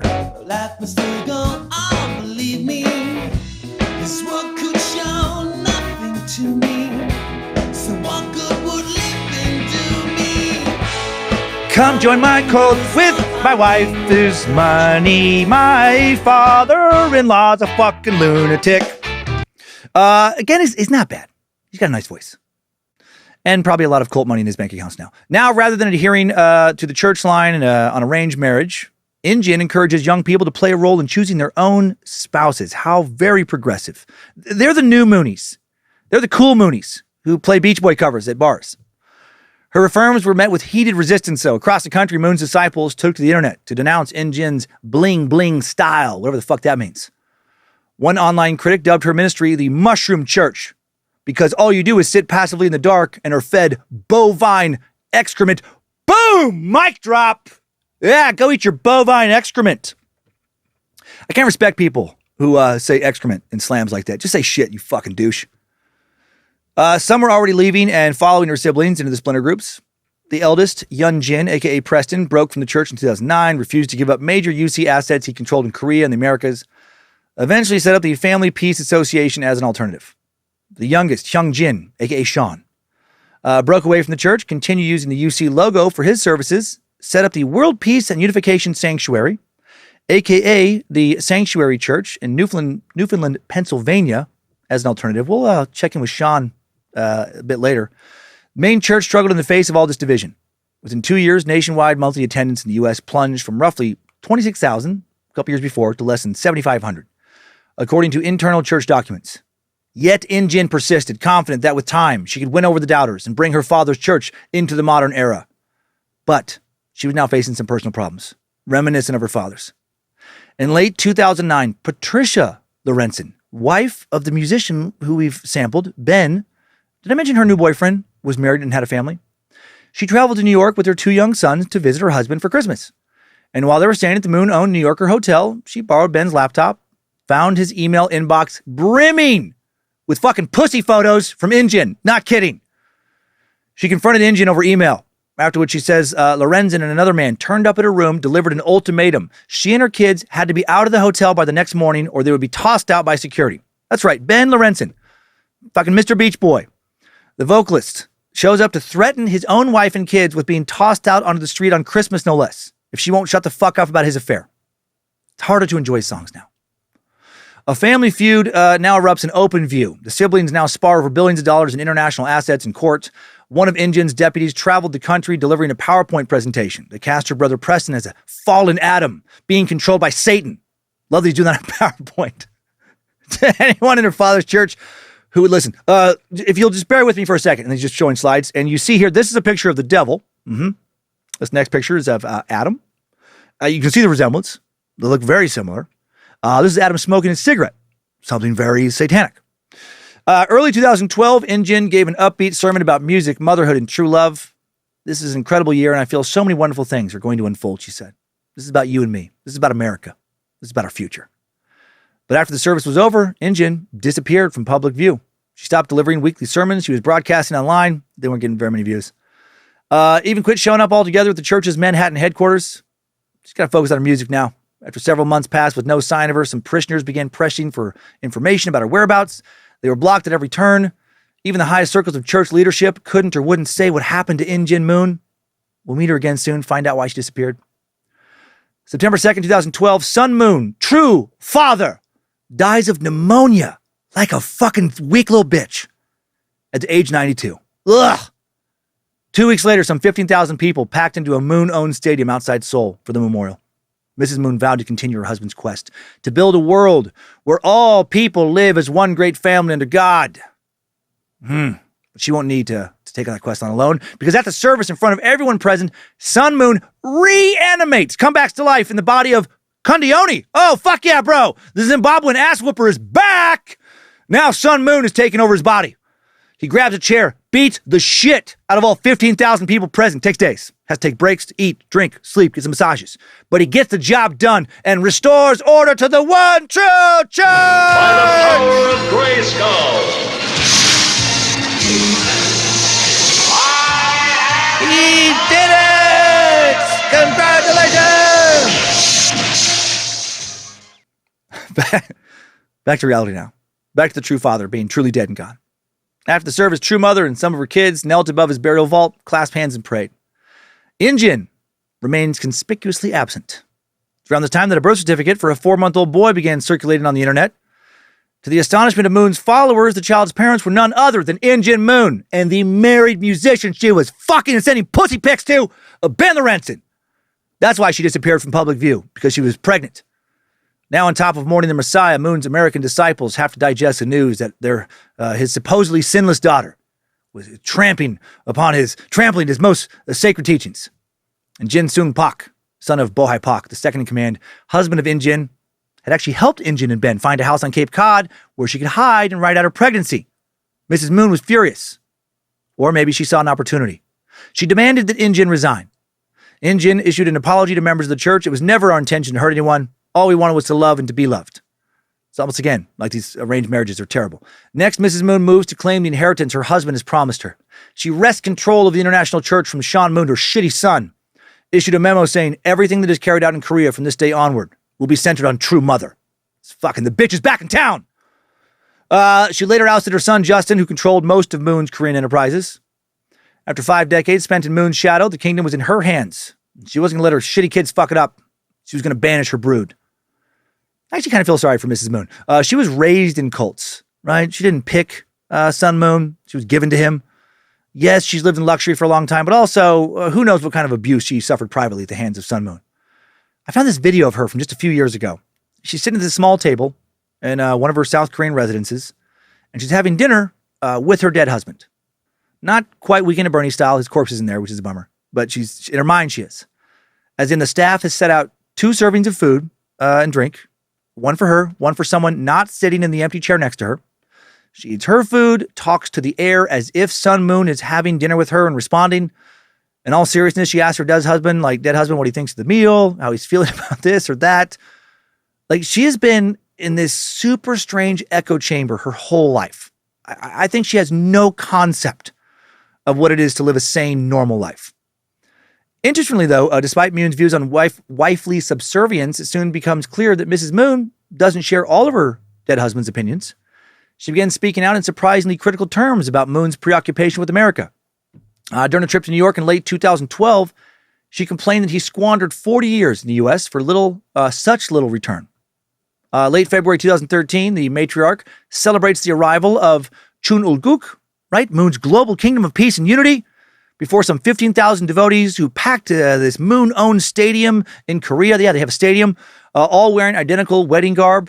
The crowd sang the Chunulguk national anthem, and then Mrs. Moon swept into the stadium wearing a jeweled crown and a purple robe, festooned with golden embroidery.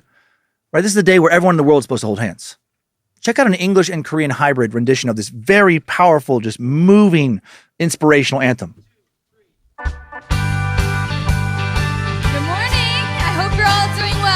So good. Wonderful, beautiful Sunday morning. Woo. We're going to start off our Sunday by singing the Chunulguk anthem as usual. Here we go. In 1, 2, 3. The budding rose of love will bloom with new tidings of hope. May the world live in freedom. Earth and heaven rejoice. This is terrible. Oh, the day 전주 가자이도 여기만 파가 성길 The Korean's harder. Cook lily beans in heaven's light.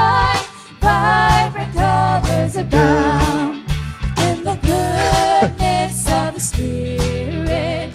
Your new love lights. Okay, I can't take it anymore. This is a collage of lots of photos of flowers and Sun Moon and stuff in the background of that video. While this anthem is sung, Mrs. Moon marches slowly up a long stairway to a giant replica of the Moon family palace. She takes a seat on a white throne. Next to her is an identical throne reserved for her dead husband, who sits there in spirit. She acts like he's there. An attendant hands her a heavenly scepter. Oh, hell yeah, you gotta have a scepter. She climbs to her feet and says, I proclaim the first year of Chun Ulguk. Trumpets blare, stadium fills with mist. Oh, so much pageantry. Afterwards, several of Moon's old friends give congratulatory Oh, you did it! You did it! Literally nothing's changed, but yeah, what? You did something! Former Speaker of the House, Dennis Hassert, is there. What the fuck? He lauds the festivities as an affirmation of marriage and family. Fucking another twat politician. Just shameless. Bought and paid for with Moon money. On the occasion of the third anniversary of Moon's death in 2015, having concluded a traditional Korean 3-year period of mourning, the now 72-year-old Mrs. Moon presides over the Sunhak Peace Prize Awards ceremony. That's great. 2016, she launches the International Association for Parliamentarians for Peace. So much peace and associations with these shitheads. She does that at the National Assembly of the Republic of Korea. No one has loved to launch associations more than these fuckers. For the remainder of the year, under the auspices of the UPF, the FFWPU inaugurated regional chapters in Nepal, Burkina Faso, oh, how great, England, Costa Rica, Paraguay, Zambia, Japan. All this was intended to further her goal of having a global ministry, which she described as a cosmic march to Canaan, with the stated purpose of consecrating 7 nations as models of national restoration. Shockingly, some countries do agree to be part of this, but they don't have to actually do anything. The first to do so, Sao Tome and Principe. Sao Tome and Principe. It's more of a town than a nation. Technically, it's a nation. I could fucking take over this nation if I wanted to. A tiny equatorial island nation in the Gulf of Guinea, off the coast of Central Africa in September of 2019. Mrs. Moon declared the nation had become heavenly. Sao Tome and Principe. By the end of the year, she had consecrated heavenly Albania, Cambodia, Taiwan, Niger, Palau, and the Dominican Republic. 7 nations. Oh. Then amid the COVID-19 pandemic, Mrs. Moon convened rallies of hope, beamed from a giant jumbotron from the UCM's World Peace Center at Cheongpyeong Lake, Korea. Now let's fast forward to yet another and final for this timeline crazy story to come out of this group. On the last morning of his life, July 8th, 2022, Shinzo Abe, former Prime Minister of Japan, arrived in the Japanese city of Nara, famous for its ancient pagodas and these cute sacred little deer they have growing there. Living. They grow them. They have deer farms. He'd be given a speech to endorse a lawmaker running for re-election to the National Diet, which is Japan's parliament.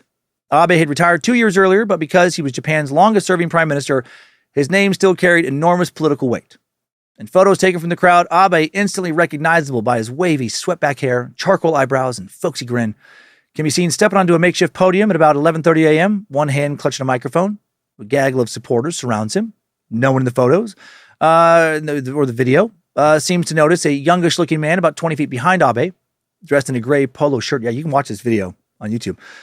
Dressed in a gray polo shirt and cargo pants with a black strap across his shoulder. Unlike everyone else, this dude not clapping. Abe starts to speak, and moments later, his remarks are interrupted by 2 loud sounds, followed by a burst of white smoke. Abe collapses to the ground. His security guards now run towards the man in the gray polo shirt who holds a homemade gun, 2 16-inch metal pipes strapped together with black duct tape. The assassin makes no effort to flee. The guards tackle him, sending his gun skittering across the pavement. Abe's been shot in the neck, and he'll be dead within hours. Later, at the local police station, the suspect, a 41-year-old Zimbabwean man, Kundioni, a.k.a. Black Heung Jin, teleports out of the interrogation room after loudly proclaiming, I have the power!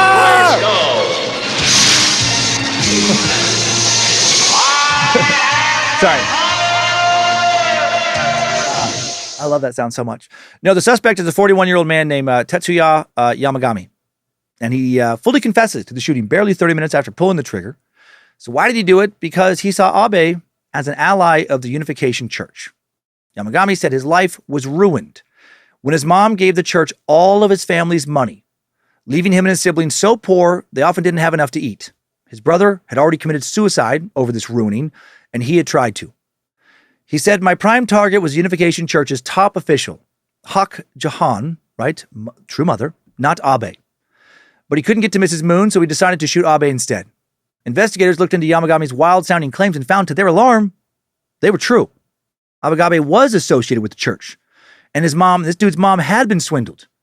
But they would not publicly admit to any of this right away. At a press conference on the night of the assassination, a police official would say only that Yamagami had carried out the attack because he harbored a grudge against a specific group, and he assumed Abe was linked to it. When reporters clamored for details, the official said nothing. But only a few days later, the Unification Church confirmed press reports that Yamagami's mother was indeed a member, and the association now becomes big news.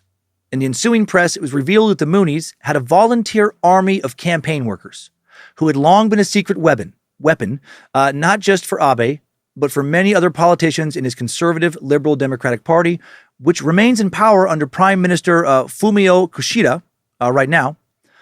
Later that month, the Japanese tabloid Nikkan Gande published a list of 111 of the total 713 members of parliament who had connections to this church. Then in early September of 2022, the LDP announced that almost half of its 379 parliament members admitted to some kind of contact with the UC, whether that meant accepting campaign assistance or paying membership fees or actually attending church events. Right? They still hold sway in Japan. 290 members of prefectural assemblies, as well as 7 prefectural governors, also tied to the church. These numbers expose a scandal hiding in plain sight. An insane Korean cult was still powerfully connected to the political party that had governed Japan for most of the past 70 years. Many in the Japanese general public were outraged. Abe was a fervent nationalist, eager to rebuild Japan's global standing and proudly unapologetic for its imperial past, but now he and his party had been caught in a secretive electoral alliance with a cult that, it soon emerged, had been accused of preying on Japanese war guilt and, guilt over the occupation of Korea to squeeze billions and billions of dollars from its Japanese followers. Apparently, one of the things that made Japan such a cash cow for this church was charging members over $5,000 each to liberate their ancestors in order to get them into heaven. No other nation's members were ever charged this. The Japanese were charged more to atone for their sins against Korea. In just a few months, the entire narrative of the assassination inverted. Well-wishers now began sending Yamagami, the assassin, gifts. He was now seen by many as the real victim in all this. Thousands of people protested the decision to grant Abe a state funeral, and a hastily made feature film portrayed Yamagami as a tragic hero, and it was shown all over the country. The Liberal Democratic Party's poll numbers, already falling, continued to drop, and a cabinet minister was forced to resign after he failed to adequately explain his ties to the controversial cult. And now story after story starts to emerge about all sorts of people in Japan who've been fucked over by the UC. People spoke of being sold useless trinkets at insane markups to, quote, save their dead family members from an afterlife in hell. We talked about that in the previous episode. People were told that Japan was considered an Eve nation, that it had to be brutalized because of its government's colonialism in the early 20th century for the brutal occupation of Korea. UC victims spoke of having been probed for personal information and then having that personal information used against them, blackmailing them for loads of money. People shared stories of family members who had committed suicide out of despair when they went broke. People who left their families destitute. In one instance, a 26-year-old woman who'd grown up in the Unification Church gave an emotional press conference in which she described the fear of damnation to hell that the church had instilled in her as a child, and of people she knew being pressured into marrying strangers during the cult's group weddings, with many of the couples, quote, now living a life of regret. As she spoke, a hand-delivered message arrived unexpectedly from the Unification Church. The message, read aloud in front of the cameras by her husband, declared that she suffered from psychiatric issues, which she didn't, that she had a tendency to lie, and that the press conference needed to stop immediately. It didn't. The note was signed by her parents, who were still church members. Also, thanks to the stories surrounding this assassination, news of years of litigation against the church became public knowledge. One law firm alone, not Aycock and Butt, sadly, had brought 35,000 claims against the church since 1987. That firm claims that the church illegally solicited about $1 billion from those 35,000 people. November of 2022, the Kishida government, right, the current government, eager to clear its name, opened an inquiry that could now threaten the Unification Church's legal status in Japan as a religion. A Reuters article from that month states that Japan still has about 100,000 active followers, and that 600,000 are still affiliated with the church in some way, and that 10 million worldwide were still somehow connected to this church. As he awaits trial in the solitude of his prison cell, the assassin, Tetsuya Yamagami, can console himself that he may be among the most successful assassins in history.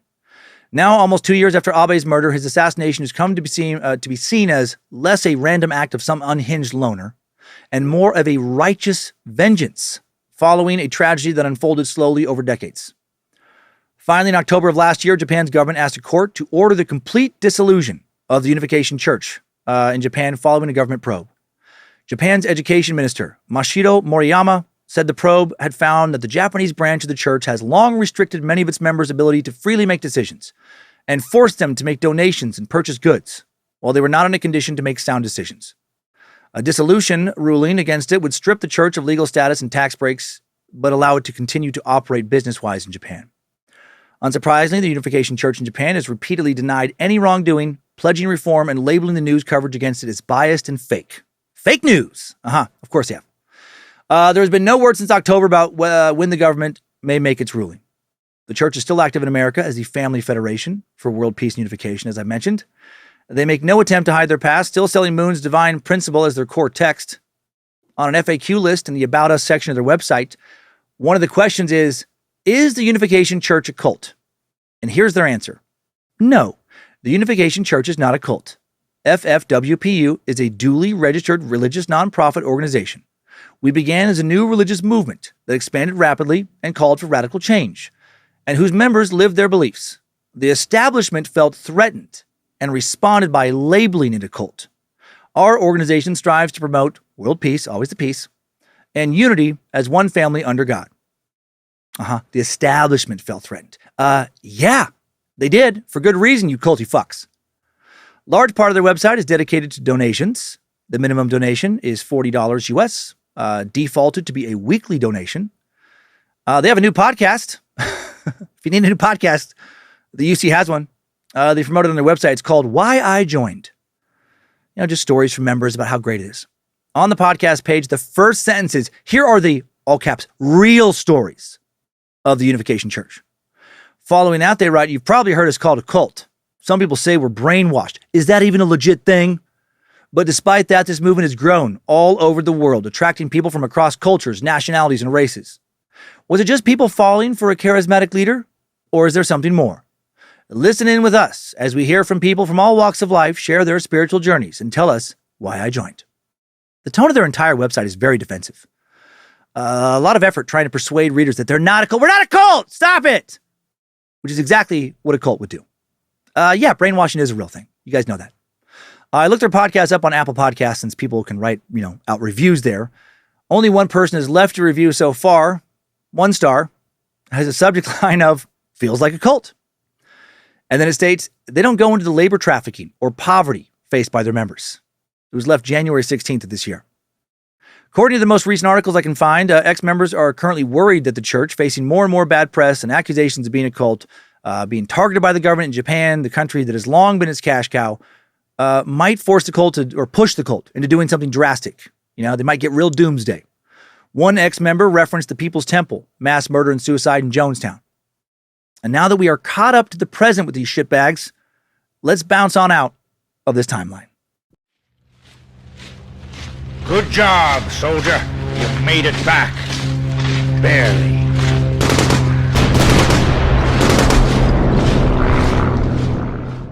So, the Moonies. Definitely not your average cult story, right?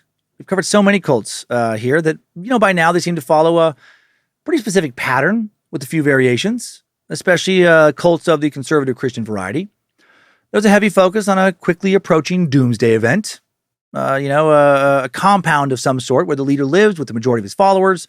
Once the prophesied doomsday begins to draw near, with a small cadre of core followers having long cut off all their social ties and sold off their belongings, this leader begins to emasculate the male followers, manipulate his female followers, at least some of them, into servicing him sexually, while he forces the other members to work for him day in and day out, providing him with a life of comparative luxury while the rest suffer. The Moonies certainly exhibited some elements of this, but on a scale that's almost unimaginable. The compound in the woods would actually be many, many palatial estates, beautiful mansions in New York, South Korea, high-rise Manhattan buildings. Right? The preacher who prophesied the end of the world, well, doesn't in this cult, actually. Sun Moon, not a doomsday false prophet. He was smarter than that. He was a false prophet, but he didn't make the mistake of adding a ticking clock to his celestial plans. He didn't make it a secret that he wanted to take over and rule the world, but he also didn't give himself a time limit to do that. Not really. He just said he would do it. And then, he died and he didn't do it. But what does he care at that point?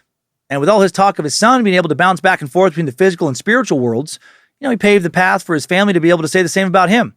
They could have a fighting chance of keeping his grift going after he died.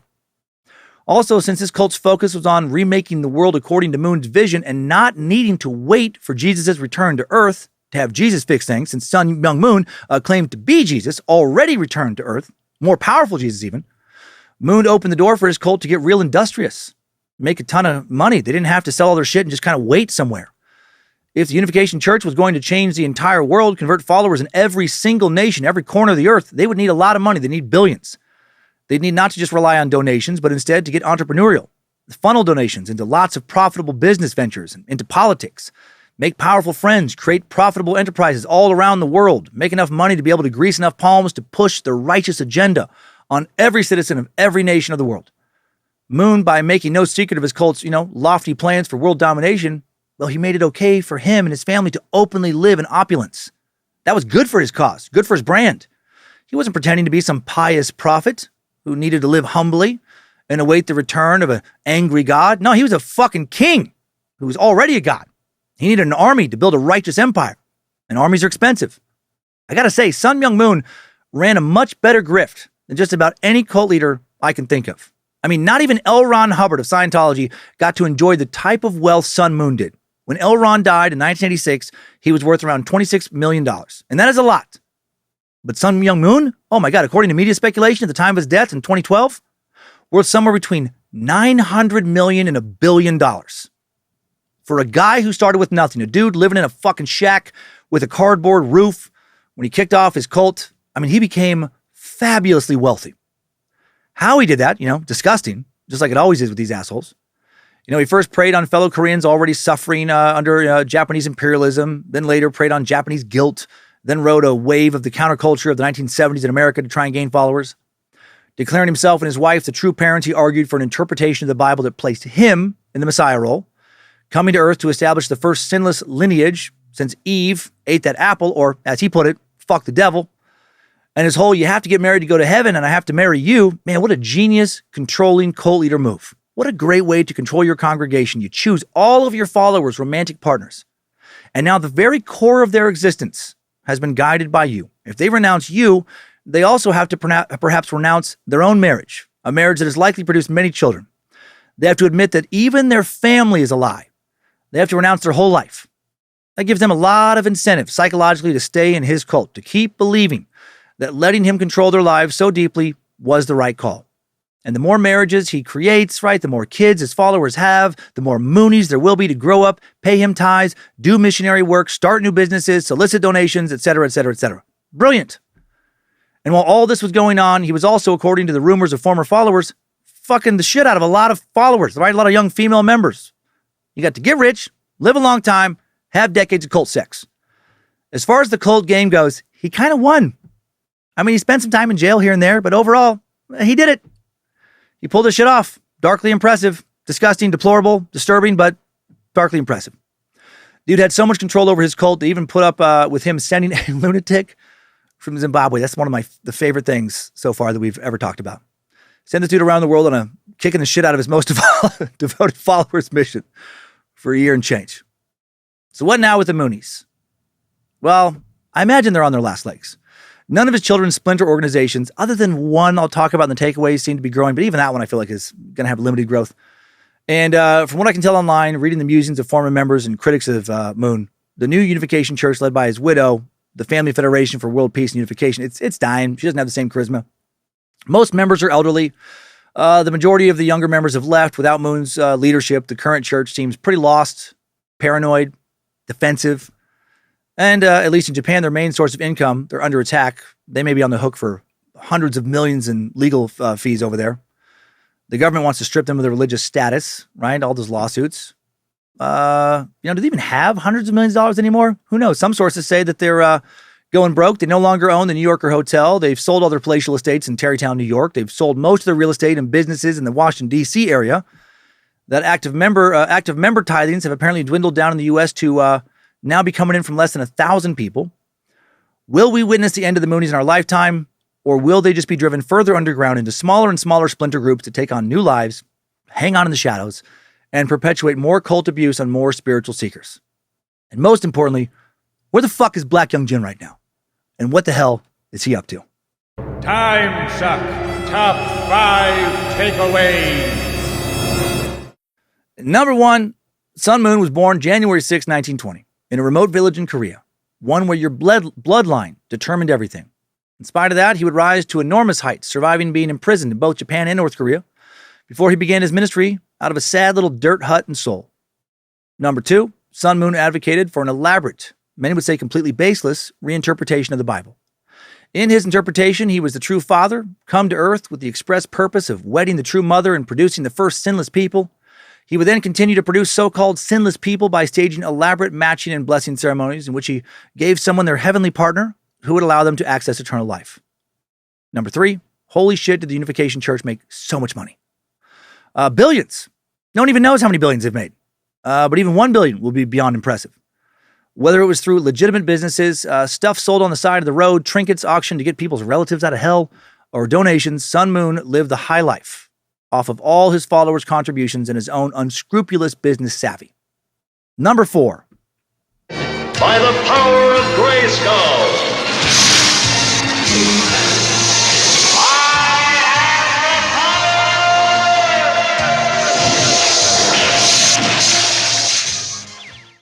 I just want to hear that again. Number 5, new info.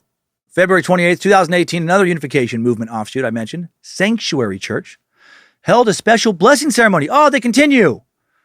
This church, led by Heung Jin Moon, a.k.a. Sean Moon, who we met earlier, also known as Rod of Iron Ministries, and it's even more insane than his dad's church. As the invitation noted for this blessing ceremony, the couples were asked to bring the accoutrements of the nation of Chunulguk, the so-called nation of cosmic peace and unity, along with crowns. Members also asked to bring a rod of iron, which was designated by Sean Moon as the AR-15 semi-automatic rifle, or equivalents, such as an AK, representing both the intent and the ability to defend one's family, community, and new spiritual nation of Chunulguk. Couples unable to purchase and legally transport a rod of iron because of laws barring the purchase of such weapons or other reasons were invited to purchase a $700 gift certificate from a gun store as evidence of their intent to purchase a rod of iron in the future. To not do so, if one is legally and personally able, the announcement says, would be a sign of great disrespect to the second king of Chunulguk and to true father himself. As the parable of the 10 virgins spoken of in Matthew 25, verses 1 through 13 explains, believers should be prepared internally and externally to receive the grace of the bridegroom's arrival, so they can be welcomed into the wedding banquet. Okay. That's, I don't know how you get an AR-15 out of that verse, but all right. Another Moon is still hoping to take over the world. This time he's arming his followers with the most powerful legal arms on the market to do so. If any of the splinter groups rise to any real power, it'll be this one, but I hope not. Sean publicly denounced his mom in 2015 for allegedly manipulating his dad's religious texts. He also, check this out, conducted an arranged marriage for his dad's spirit. He divorced his dead dad from his living mom and remarried her to some random woman named Hyun Kang. He's using his dad's bullshit against his mom. I love it. Sean's church recently bought a 40-acre property in Central Texas, a 130-acre property in Eastern Tennessee. There's already concerns from people that it's going to be some kind of Waco compound situation in one of these places. Sean said the land will be developed into spiritual retreat centers, as well as an agricultural farm to promote self-reliance amongst his congregation. Sounds like a compound. Also, like a lot of his siblings, Sean has dabbled in music. He's the worst one. So great, but he's the most prolific right now. He's a rapper. He raps under the name of King Bullethead. I'm not even kidding. He had a channel on YouTube, but it was taken down due to the violent and aggressively homophobic rhetoric he uses. But people keep throwing his tracks back up on YouTube. This one doesn't seem to be too violent. It's shitty. Not too. You can find a lot of them on Rumble as well. They're something. This is a track called Crowned. In the video, he's wearing a golden crown made of gold-plated bullets. Yeah. All glory to the Father. Uh-huh. Son and Holy Spirit. Come on. Yeah. Shout out to Black Heung Jin. Crowned, majestic, chosen by Christ to be his heir. He put the pressure, creating the diamonds in me like a trillionaire. I got a queen of children. He struck me like a flare. Miss oncoming traffic got me burning bright in the air. Flight, like Jordan, the slow mo off the free throw line. Like a chiropractor cracking my neck, realigning my spine. Walk straight and narrow, the path to hell gonna be wide. Gotta let his light in, like the retina in your eye. Cause we gotta move by faith, and not move by sight. Gotta pick fights with the devil, like I'm Dana White. Gotta take to the air with my Wilbur, like I'm Orville Wright. Gotta put the rear sight if I'm post a line of my sights, cause I'm chosen. I take aim and save, cause I'm moving, I snipe. Moving on the next devil as I drag him left and I swipe him straight off the map. No declination applied, cause true north's my target. I shoot my asthma. Remix! I'm chosen. By the power of Grayskull. I sound like I'm boasting. Equal rivers and give a damn to the spirit I'm sure. With blood, I'm on fire, super soaked. Take aim, shoot the devil, Swiss cheese, and he's roasting. Fucking terrible. Oh my God. It's so bad. It's you can he put the lyrics on the video. So many misspellings. Like even when he talks about Jordan, he doesn't even know how to spell Michael Jordan's last name. God. But he's rich. That's cool. Okay. Yeah, it would suck if he takes over the world. It would be terrible for us to be forced to listen to that insane bullshit. Timesuck Top 5 Takeaways.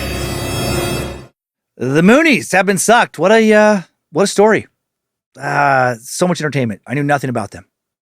Thank you to the Bad Magic Productions team for the help in making Timesuck, such as Queen of Bad Magic, Lindsay Cummins, having to listen to so much of this at home the past few days because I won't shut the fuck up about it. Thanks to Logan Keith recording this episode, designing merch for the store at badmagicproductions.com. Thanks to Sophie Evans, once again, for the initial Moonies research. She actually suggested this topic, I think. Maybe I did. Maybe she did. But thanks. Also, thanks to the All Seen Eyes moderating the Cult of the Curious private Facebook page, Mod Squad, making sure Discord keeps running smooth, everyone over on the Timesuck subreddit and Bad Magic subreddits. And now let's head on over to this week's Time Sucker updates. Updates? Get your Time Sucker updates. Our first update comes in with the subject line of Kenneth McDuff Run-In, sent in by Hot Hard Texas Father Daddy, Justin Milanix.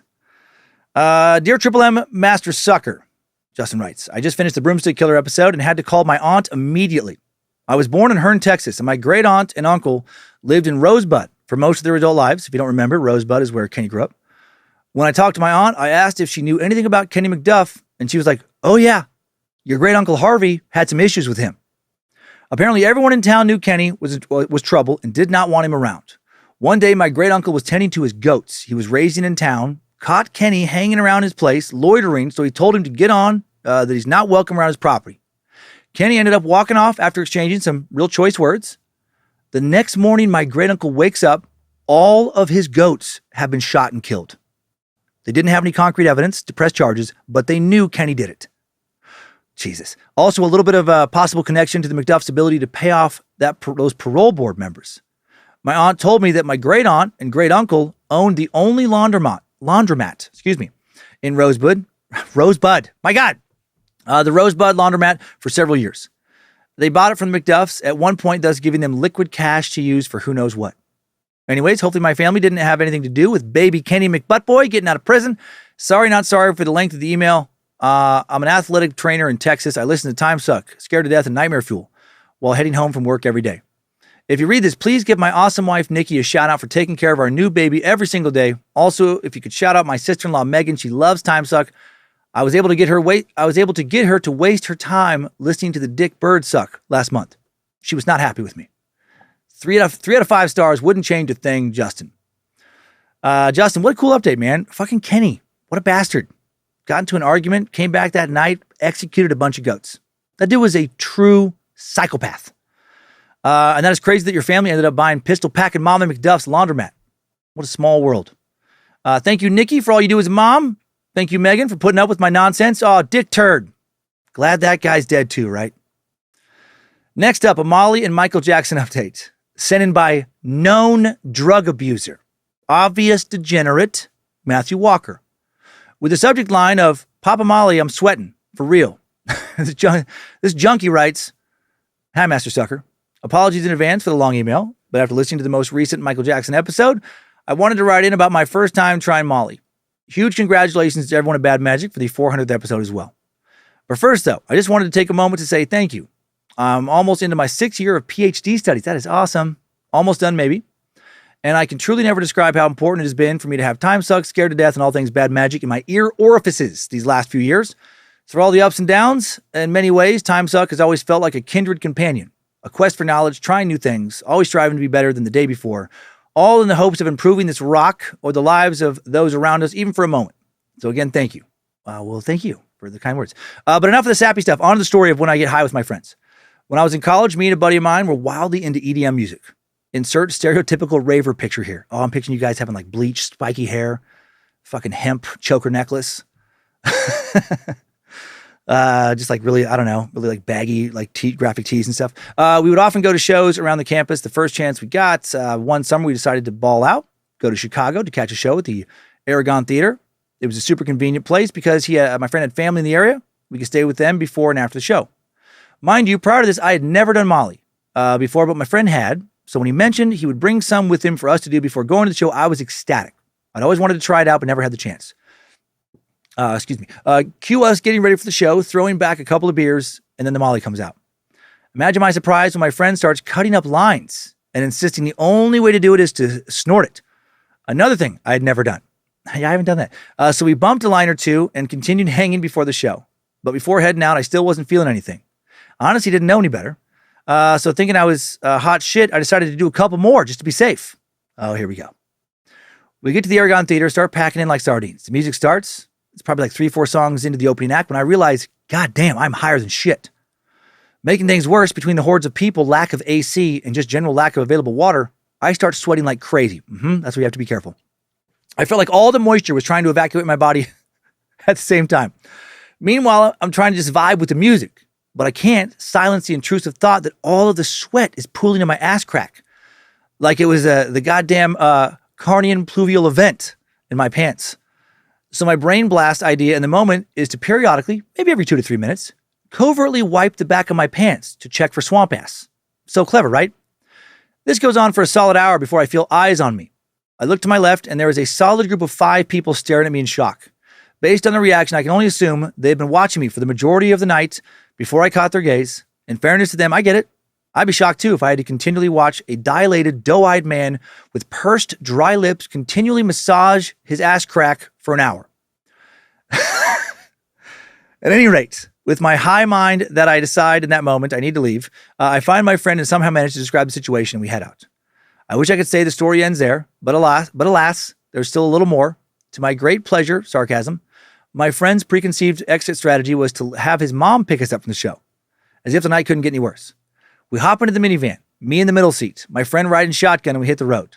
To my horror, my friend's mom tries to talk to me and is asking me lots of questions about the show. I'm not sure at what point I realized this, but either from the dehydration or being too stupid high, I discover I'm incapable of forming complete sentences. Yeah, that's probably because you're high. And I start to respond to her like I just learned English. This frightens her, which freaks me out. So she continues to talk to me as I transition to simply staring at her in the rearview mirror instead of actually answering her. Eventually, as we all settle into a deep feeling of unsettled anxiety, we just ride the rest of the way back in silence. I have never had a more uncomfortable car ride in my entire life. The next day was pretty uneventful, but I'm sure I definitely made a lasting first impression on her. I hope you enjoyed my tale, got a kick out of it as much as I do, thinking in retrospect. Apologies again for the long message, not to make it any longer, but if you happen to read this, I was hoping that maybe I could shout out the 501c nonprofit I volunteer for. Open Heart Magic. As hospital magicians, we bring magic to sick children in needs in the hope of empowering them in some of the most challenging moments of their lives. I would have been happy to share some of the stories, or I would be happy to share some stories I have if interested. I'm running the Chicago Marathon this fall, and I'm fundraising money for Open Heart Magic, so any support would be absolutely appreciated. Much love. 3 out of 5 stars. Would not change a thing, Matt. Oh, Matt, well, how badly did your hand stink after all that nonsense? It sounds like you did a lot of ass stinking. Hopefully it was all on the outside of the pants. How many people who came into contact with you that night got pink eye? Now, it's a very funny story. So much sweat. Thank you for raising money for Open Heart Magic, you beautiful bastard. Yeah, send us in some stories. That is wonderful. You can include a link for donations. Also, please, everyone using any illegal drugs, fentanyl overdoses seem to be on the rise. I know several people who have lost loved ones recently to overdoses on fentanyl because they didn't know the shit that they were taking was laced with fentanyl. Actually, some friends of mine recently got some Molly that had fentanyl laced into it, which is so stupid. Get fentanyl test strips, test fucking everything. You can get them on Amazon, lots of places. Test shrooms, LSD, Molly, anything can have it. Have fun, but be safe. And now for a pretty fucking heavy, but also beautiful message from extremely resilient sucker, Preston Potter. Hoping my allergies can stay under control for this one. Writing in with the subject line of sucking once again. Hey, Dan and your amazing team. My name is Potter. At least that's how everyone knows me. Let's start by saying that I've been listening since late 2019. After overhearing a coworker listening to Suck 157 on Mormonism, that's when I started listening. Born and raised in Utah, I was intrigued by what I heard. I'm not religious in any particular way. More so the thought that mankind doesn't know enough to say one religion is more right than another is for me, but needless to say, my brain was thirsty for more. I spent the next year and a half or so sucking up as much knowledge as I could, trying to catch up to the library and focusing on the topics I found most interesting. Even living some of that STD life. However, that slowed down a lot in early 2021. I found out my wife of 10 years and mother of my 4 boys was sick. She was diagnosed with stage 4 cancer. She had it in her colon and liver. She's only 31. My God. Throughout the next year, I was pretty preoccupied, but still tried to catch episodes when I could manage. Apologize, because this will get rough. My wife had been through one of the roughest chemo treatments her doctor had ever given a patient, in the hopes that her youth would help her body deal with it.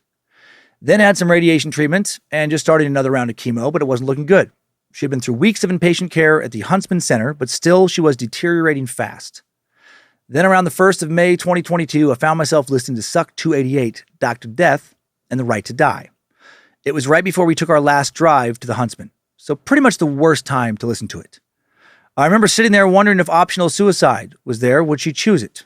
Seeing my soulmate become a ghost of her old self and all the pain she had to go through, wishing there was a way to help her, but also knowing that every ounce of her wanted to live for her boys. I could easily see how some people would have wanted to choose a quicker option. After her second day, I had to make a call. She had been in and out of consciousness for those 2 days, was being heavily sedated. Late that night, she had her last moment of awareness. She didn't speak. I don't think she could, but her expression and the fear and pain in her eyes said enough. I told them to stop prolonging treatment, make sure she didn't wake up again. Whew. It was the worst and hardest decision I've ever had to make. And after all that, her body fought for another 9 days. The cancer had begun to show on the outside of her body. Then on May 12th, 2022, she was gone. After that, I couldn't bring myself to listen to the next episode. I was stuck with thoughts of whether I could have done more for her.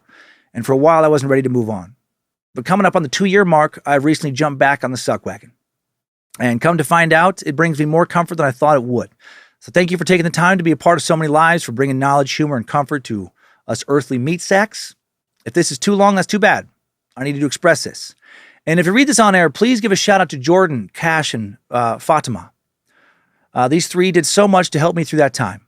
Keep leading us through this knowledge-filled universe. Master Sucker, I'll be looking for a reason to give you those last 2 stars, Potter. Whew, Potter, that's some, heavy, heavy shit. Good on you for doing whatever you could to ease her pain. Sometimes, that is all we can do. You know, who would want to live in that kind of agony, knowing the suffering isn't going to bring you back to health? I wouldn't. Linz and I have had a lot of conversations about scenarios like this, and we both have stated, please, do not make me suffer needlessly. Just let me go. I hope your lady's out there waiting for you, dude. I hope she's feeling nothing but bliss now. Maybe she's already back. Maybe she's in the spring blooms and the warm breeze and the beautiful bird that looks into your window. I hope she's not somewhere having to take unification church classes taught by new improved Sun Myung Moon Jesus. But for real, I don't know what comes next. I don't think any of us does for sure. But I don't think we end when our heart stops. Anyway, Jordan, Cash, Fatima, treasure this man. Give him community and peace. Enjoy those 4 kiddos, Potter. Man, glad you're back, and hail Nimrod. And finally, from Brian Ashley, a message of an interesting death penalty perspective for Kenny McDuff. Brian writes, "Hey guys, fuck that clown. Sorry for the length of the email. Love, Brian. Just kidding about the length part, not the fuck the clown part. Hey guys, now I'm not usually in favor of the death penalty because it really seems like our justice system gets it wrong quite a bit, and innocent people have in the past been wrongly executed, and that is absolutely inexcusable. However, when it comes to people like Kenneth McDouche-Nuts McDuff and those like him, I'm in the same boat as you. There was so much evidence that he was a monster who had zero intention of ever slowing down his heinous fuckery, let alone stopping or being rehabilitated. And those types of people don't deserve to share the same planet with the rest of us. But I don't think that decision should ever be put in the hands of a jury. I think there should be a few safeguards and steps to go through prior to handing down a sentence of death. First and foremost, the family of the victim should be asked if they think the perpetrator should be executed. If the answer is yes, then it should be moved to a panel of judges who go over the evidence and decide if there's enough to warrant an execution. I know this is similar to the mandatory appeals process that death penalty cases go through, but I think this group should be neither pro nor against the death penalty, just a group of the best judges who go back through every detail of the case, make sure there's no reasonable doubt. Once the person is officially sentenced, it's up the rope within the week. None of this spending years on death row going through appeal after costly appeal. One roll, double or nothing. And this is saved for the worst of the worst anyway, so let's get this show on the road. Now, for the other side of the coin, I understand that the argument that the death penalty isn't a deterrent, and it's an emotional decision. And I actually agree and I'm fine with it. We should be emotional. When some sick fuck rapes a teenage girl, then murders her in the most brutal way possible, we should be angry that those types of people get to go on living their lives. I agree. And sometimes thriving in prison when they deserve to be thrown into a fucking wood chipper feet first. Anywho, that's my thoughts. And I really am sorry for the length of the email this time. Love, potential psychopath against dirtbags, Brian. Brian, I like this. Yes, there should be some kind of special circumstance law for the worst of the worst, like Kenny McDuff. And I like your idea of a panel of judges reviewing things, the family being involved, and then a speedy execution if the panel mirrors the jury's initial decision. I think you've done it. You've solved the death penalty dilemma, at least for me. Nimrod is pleased, especially with your wood chipper reference. Thanks, time suckers. I needed that. We all did. Thank you for listening to another Bad Magic Productions podcast. Scared to Death, Timesuck each week. Short Sucks, Nightmare Fuel on Timesuck and Scared to Death podcast feeds some weeks. And I'm going to share the same message as yesterday. Don't start telling people that you're new and improved Jesus this week. Don't make people think they can't get into heaven unless you marry them to a stranger. And keep an eye out for Black Heung Jin and keep on sucking.